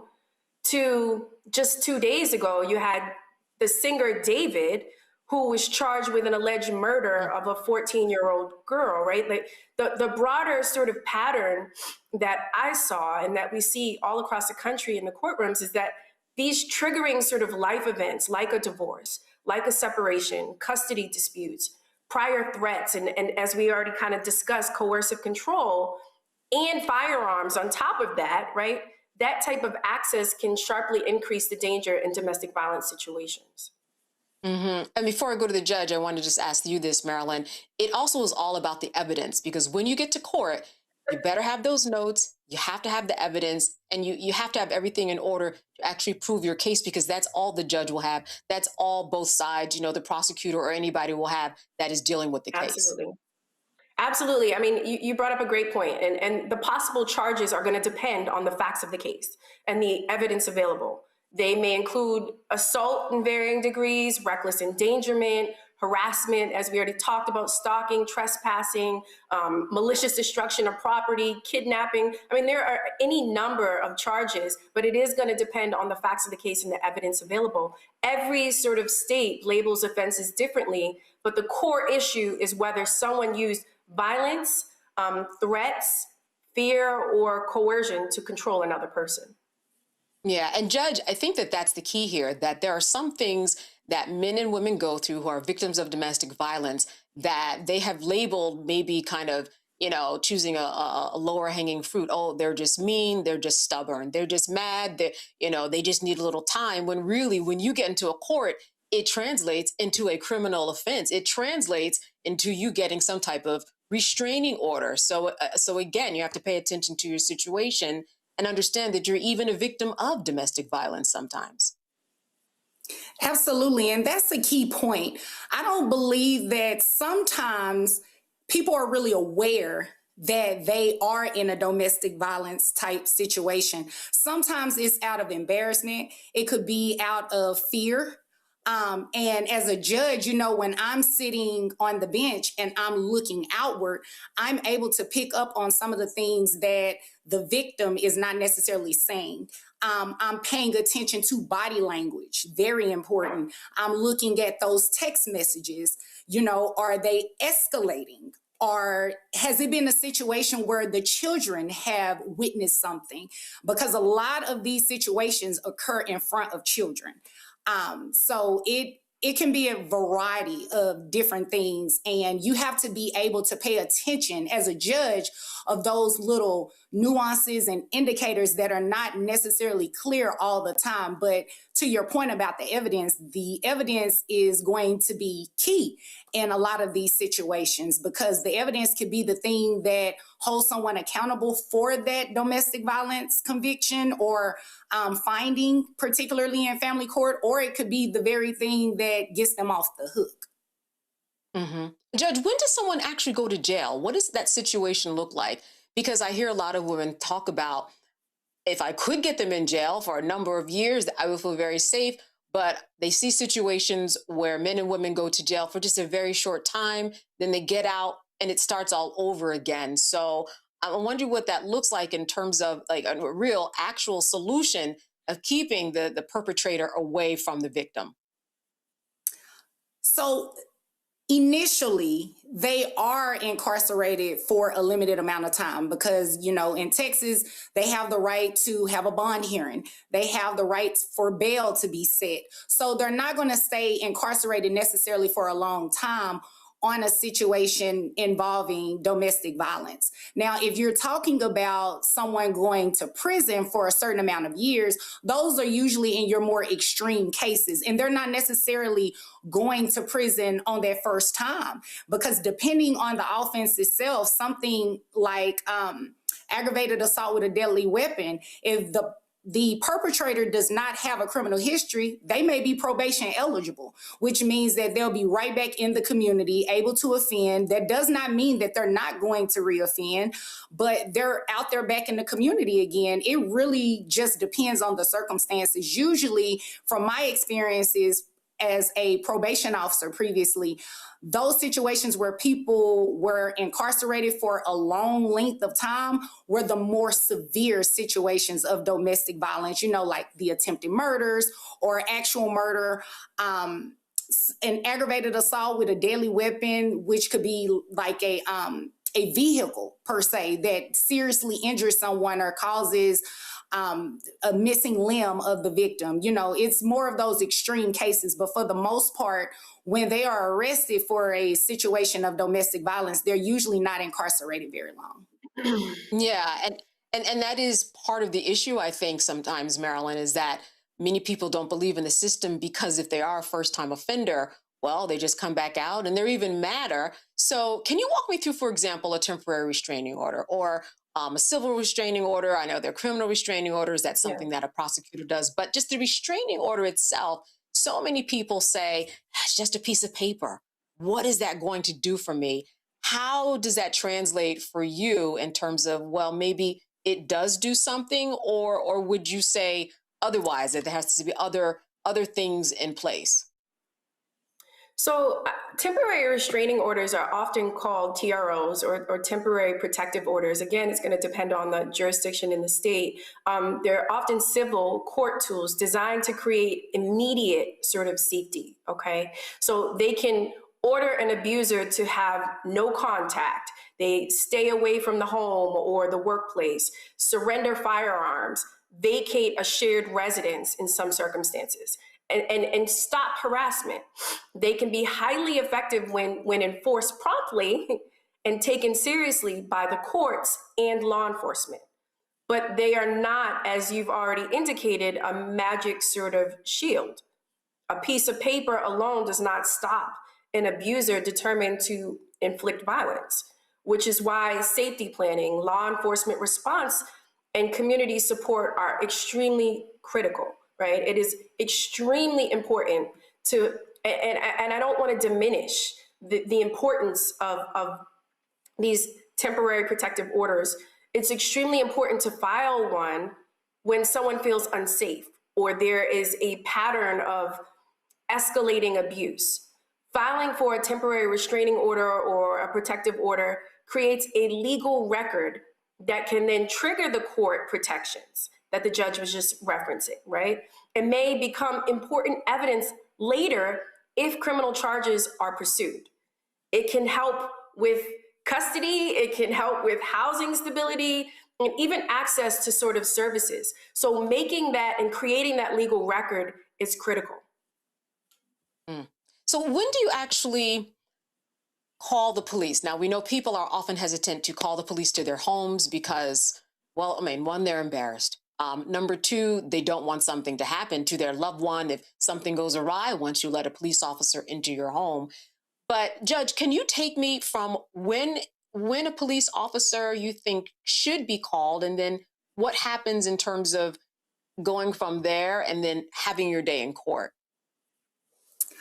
My recommendation would always be to call the police at the onset, right? Because you don't want a situation that turns into a simple argument to escalate into something else. Now, don't anyone out there misquote me and say that Judge Bailey said if I'm getting into an argument, call the police. That's not what I'm saying. However, when there has been a history or a pattern of domestic violence, and you have been in this situation before, and you notice those signs, and you can tell that the situation is escalating, it may not be a bad idea at that point to have law enforcement intervention. So they can go ahead and create their record. If someone needs to leave the home, they can leave the home. If there are children that are present in the home, someone needs with the children or need to have a plan where someone picks up the children. You know, it's just, that's literally how it starts, right? Now, when you're talking about arresting someone, there are a number of things that the victim can do. Automatically, the victim can pursue what's called a magistrate protective order, which it takes place in our what are called justice of the peace courts here in Texas. You can get one of those protective orders, and they are good for 60 days. And, you know, they have all type of protections in terms of not to go within so many feet of the house, this person's residence, the child's school, all of those things. So you're creating that record already, and you can take that same protective order to the family courts in front of me and get a permanent protective order entered, which is usually 2 years. Now, there are some situations where that 2-year period can be extended. It just depends on, you know, if this person was already under an existing protective order or, I lost my train of thought on that one, but you can get a protective order for different reasons beyond the 2 years, right?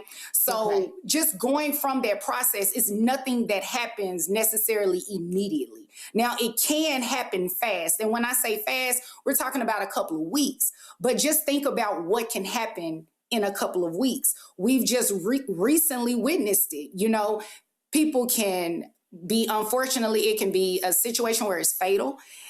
Not only for the victim, it could be fatal for the child or the children that are in the situation. It can also be fatal for people that are innocent bystanders. You know, let's say you call a friend over and you say, I need you to help me move my stuff. And you just so happen to be in the wrong place at the wrong time. So I encourage people to contact law enforcement from the onset, but also make sure that you're documenting and make sure that you are doing things to protect yourself and the children, if any children are involved. That includes getting the locks changed, changing your phone number, moving, changing up how you move, not going to the same places that you would normally go to.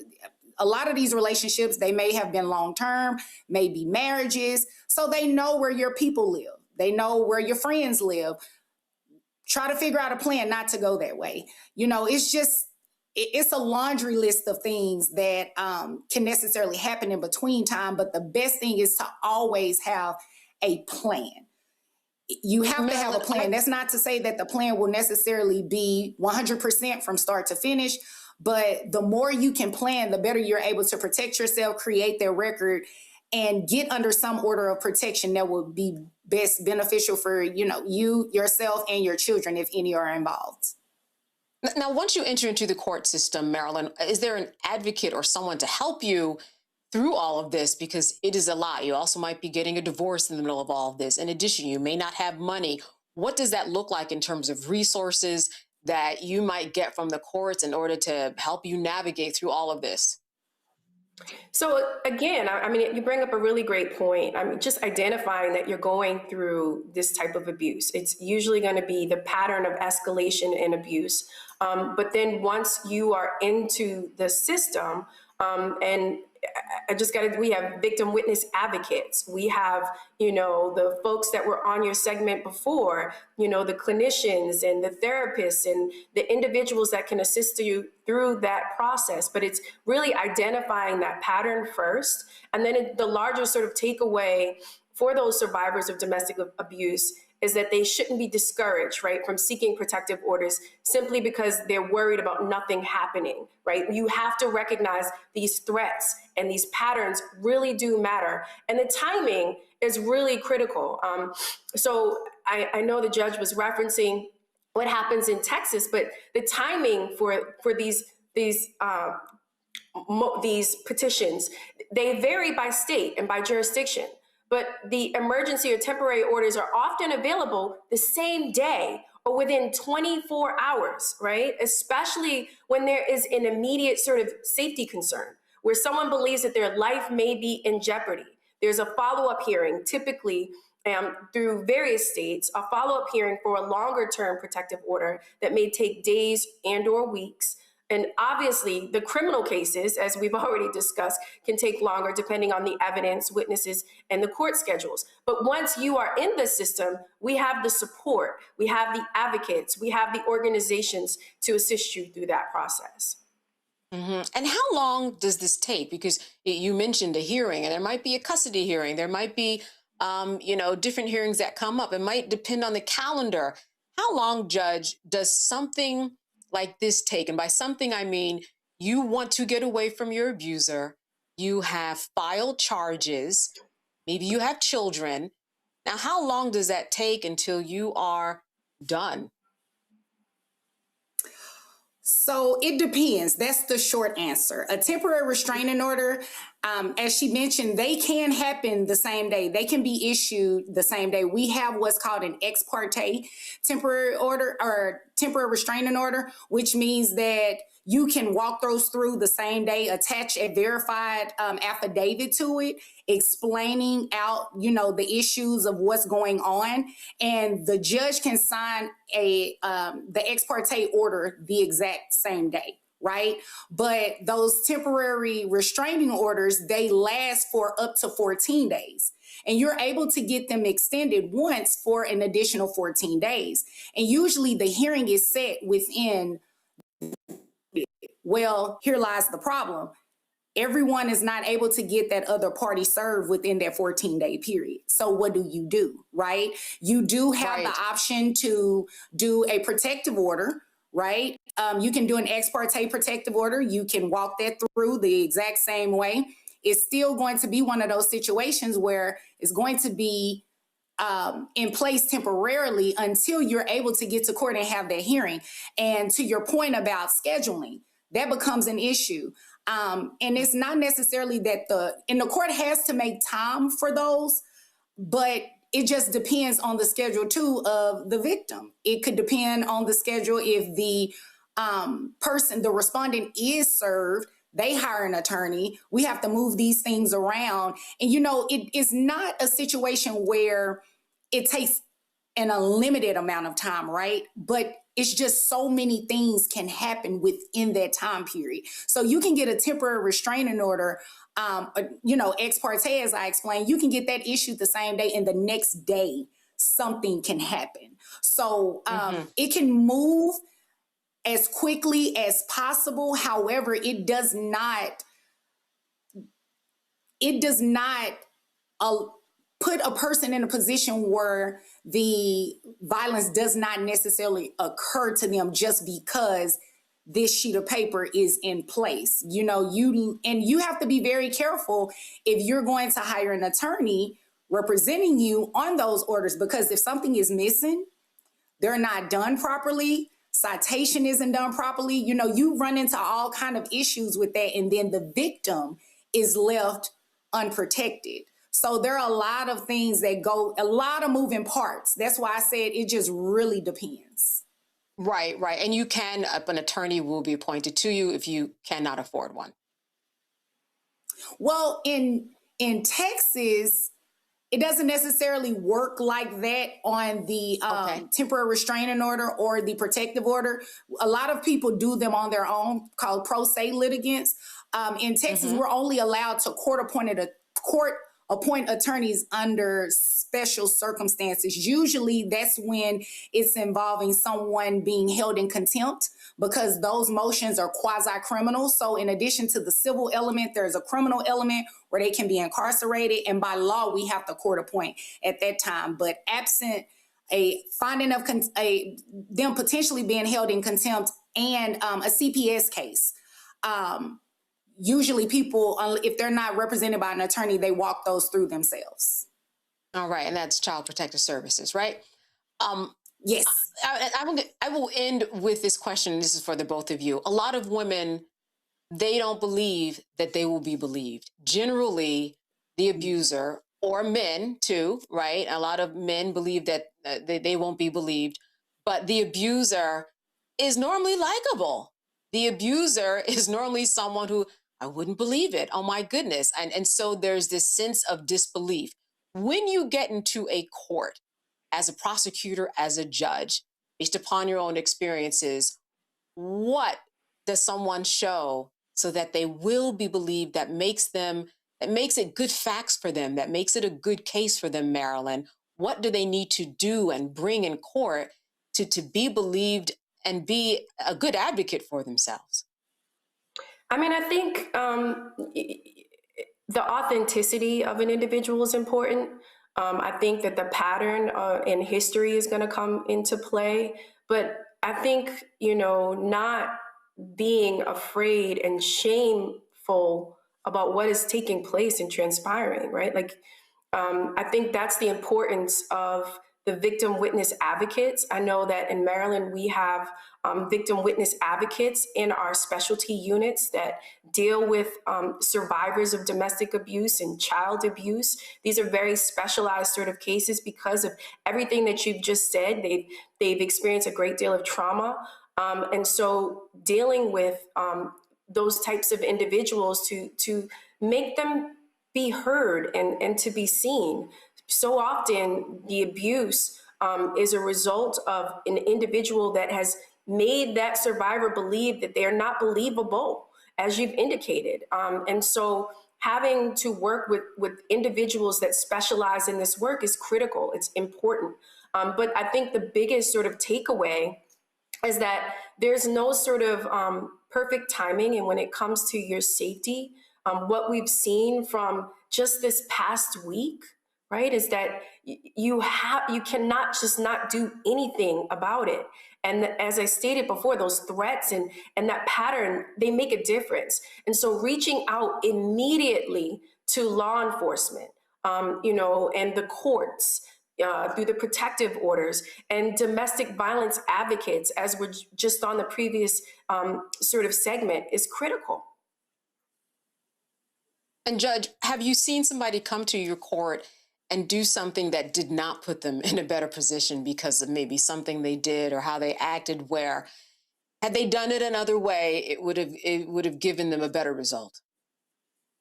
Oh, absolutely. I think definitely getting out there for victims, being seen and being heard, those are key. And I think people forget sometimes when they're in a courtroom, the judge is also paying attention to your body language. The judge is paying attention to how you respond to things that are being said that you allegedly did. And if you are snappy with the judge, or if you're snappy with your attorney, opposing counsel, we're picking up on those things. So I will have to remember twofold, not only for the victim, and I'll say alleged victim and the alleged assailant. And I'm saying there have been situations where people have come to court alleging domestic violence, and domestic violence did not occur. It's just one of those things where they want to get back at the other parent. They figure this is a way to one up them in a custody battle. I've seen it all. So I just encourage people to be honest. The more transparent you can be, the more forthcoming you are, even about the bad facts, the things that look terrible for you, and to get those facts out. Don't wait until the other side brings those facts up and then you try to, paint it with a brush. Like, no, it was, it wasn't really like that. It was like this. You have to own whatever it is. Accountability is a big thing. And in court, sometimes I think people forget about the accountability component.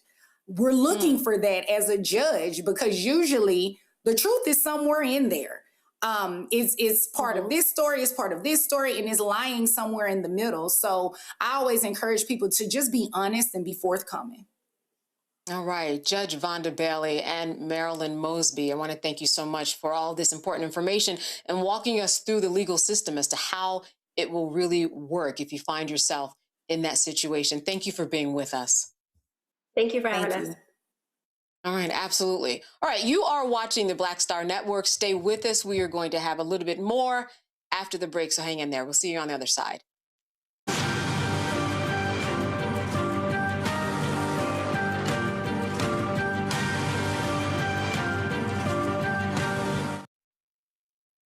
Pull up a chair, take your seat. The Black Tape with me, Dr. Greg Carr, here on the Black Star Network. Every week, we'll take a deeper dive into the world we're living in. Join the conversation only on the Black Star Network. What's up? It's Talib Kweli. I'm CEO. This is the Black Star Network.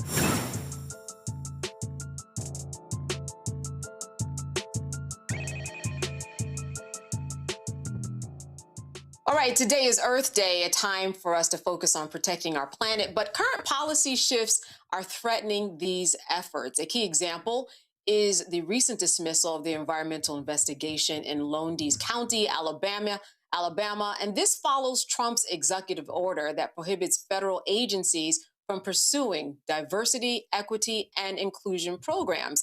Because of this, the DOJ Civil Rights Division has pivoted away from environmental justice that has a DEI framework to align with this new directive. So what actions can we take to protect our communities from environmental injustices? Joining us to discuss this is Dr. Beverly Wright, the Executive Director of the Deep South Center for Environmental Justice. Dr. Wright, thank you so much for being with us today. Thank you. I'm happy to be here. Yeah, so listen, how can we ensure in our communities that this new order does not negatively affect what's going on in our communities? Our communities are already struggling when it comes to whether we have a refinery plant next to us or water issues. They are suffering, and we know this. We've seen the maps where the refinery plants are, for example. But what can we do now in order to fight against this? Well, we have been in this situation before. We're now working to maintain the progress that we've made over the last possibly 30 years. But we have been in a place for centuries where we have had no protection. So our work continues without money, and the work is the same. it is education, training, organizing, and voting to make certain that we stay in this game and we wait this particular terrible situation out. So one thing that happened for us under the Biden administration was that for the first time, we actually had money to do the work that we had been doing with no money. So we're back in the same situation with no money. The difference is that we can act, we're better organized, for one thing, we're more connected, and we are continuing the work with no money. One, it is really very important, for example, that we stay engaged politically and encourage our community to vote. Who you put in place matters. And I think we see that better now than what we've ever seen before, that voting actually matters and it can make a difference. So one of the things that we've done is just before the Biden administration came into place in 2018, we literally started what we call the environmental or a just climate platform. That's where community groups and environmental groups came together to try to pull together changes that we thought needed to be made in the Clean Water Act, for example, the Clean Air Act, all put in place, but we still have Cancer Alley. What does that mean? It means that there's an act that in some way was protecting some people, but not others, but the whole game is not protecting the globe or the environment. So, and as usual, we are the people who suffer. So coming together to present what we thought should be corrective action was put in place and presented to the Biden administration. That resulted in $700 billion coming back to our communities for renewable energy and environmentally sustainable projects. We were on the move. The lesson that we've learned with this new administration is that we can never sit an election out. We have to become involved because who's in place makes a difference. Now, it's also, to me, it also encourages us to do more. I think we were, in any way we were getting really happy and a bit lazy about organizing and educating. This shows us that we cannot. So we have been re-energized to continue our work, and we know that our chance is coming again. So right now we're trying to get ready for this change to do what? To build back better. It's not good enough for us to put back in place what used to be there.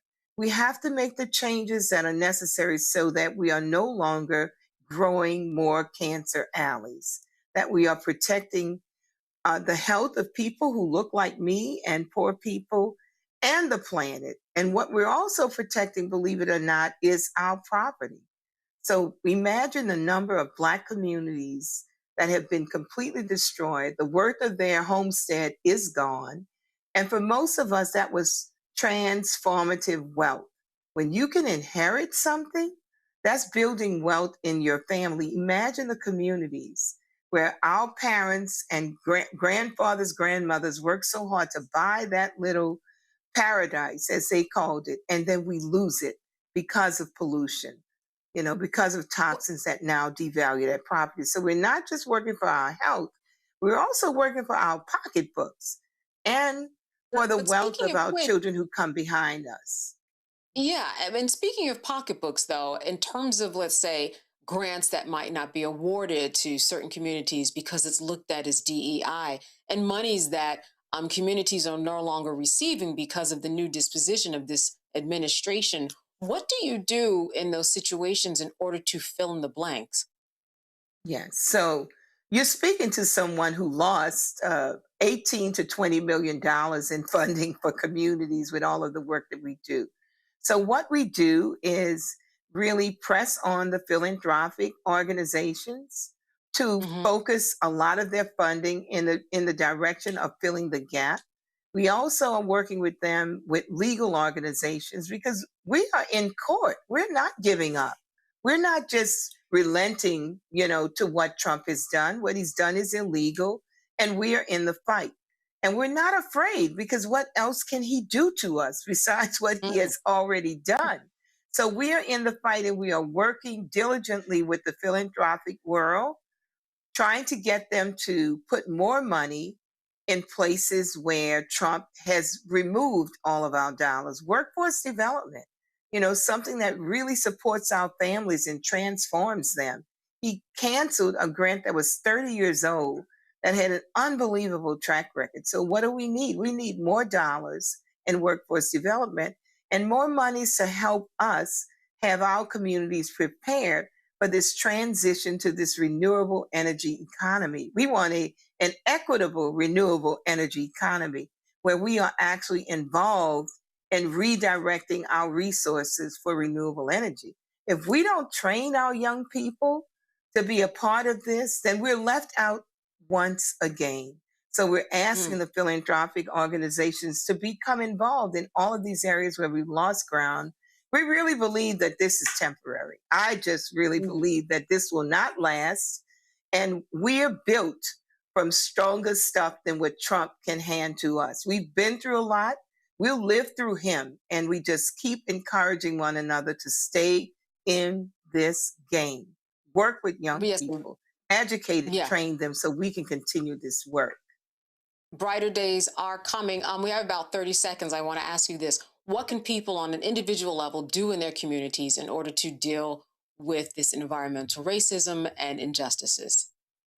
The first thing on my list is vote. I would have young people tell me voting makes no difference. I said, so all those people who died fighting the vote, my mother going down counting jelly beans and all of that, they were just stupid. So for every person who thought voting did not matter, look at where we are and tell me that again. It is very important for us to become a part of this democratic process. And there's a reason why people are trying to keep us out of this democratic process. We intend to be in. And also educate yourself as it relates to environmental issues. Don't just wait till it's flooding and say, oh my God, what happened?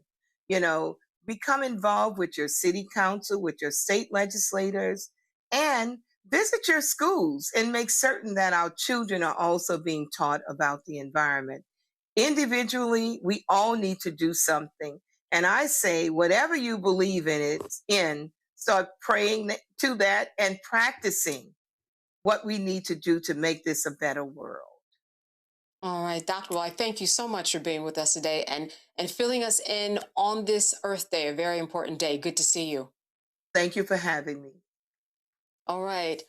Well, that does it tonight for Roland Martin Unfiltered. I want to thank Roland for having me in his seat this week. I also want to thank my panel, Michael Brown and Robert Patillo. Now, your support is critical to what we do, and you can support us via Cash App using the Stripe code at the bottom left-hand corner. You can also help us with credit cards. Use the same thing. PayPal's R Martin Unfiltered, Venmo's RM Unfiltered, Zelle at RolandSMartin.com. And if you are old school, you can send checks. You can send money orders payable to Roland Martin Unfiltered, P.O. Box 57196, Washington, D.C. 20037. Stay with us. There's going to be more with Roland Martin during the week, of course. We're going to be continuing to talk about domestic violence. I will see you on Friday. Before we leave, I also want to have one more reminder, and that is the shopblacknetwork.com, where you're going to find the official Black Star Network swag and all kinds of Black-owned products. You can buy everything on shopblackstarnetwork.com. It is the way that we support a network of folks, a network of Black businesses to make sure that they stay in businesses. All right, we'll be back tomorrow. I will see you Friday.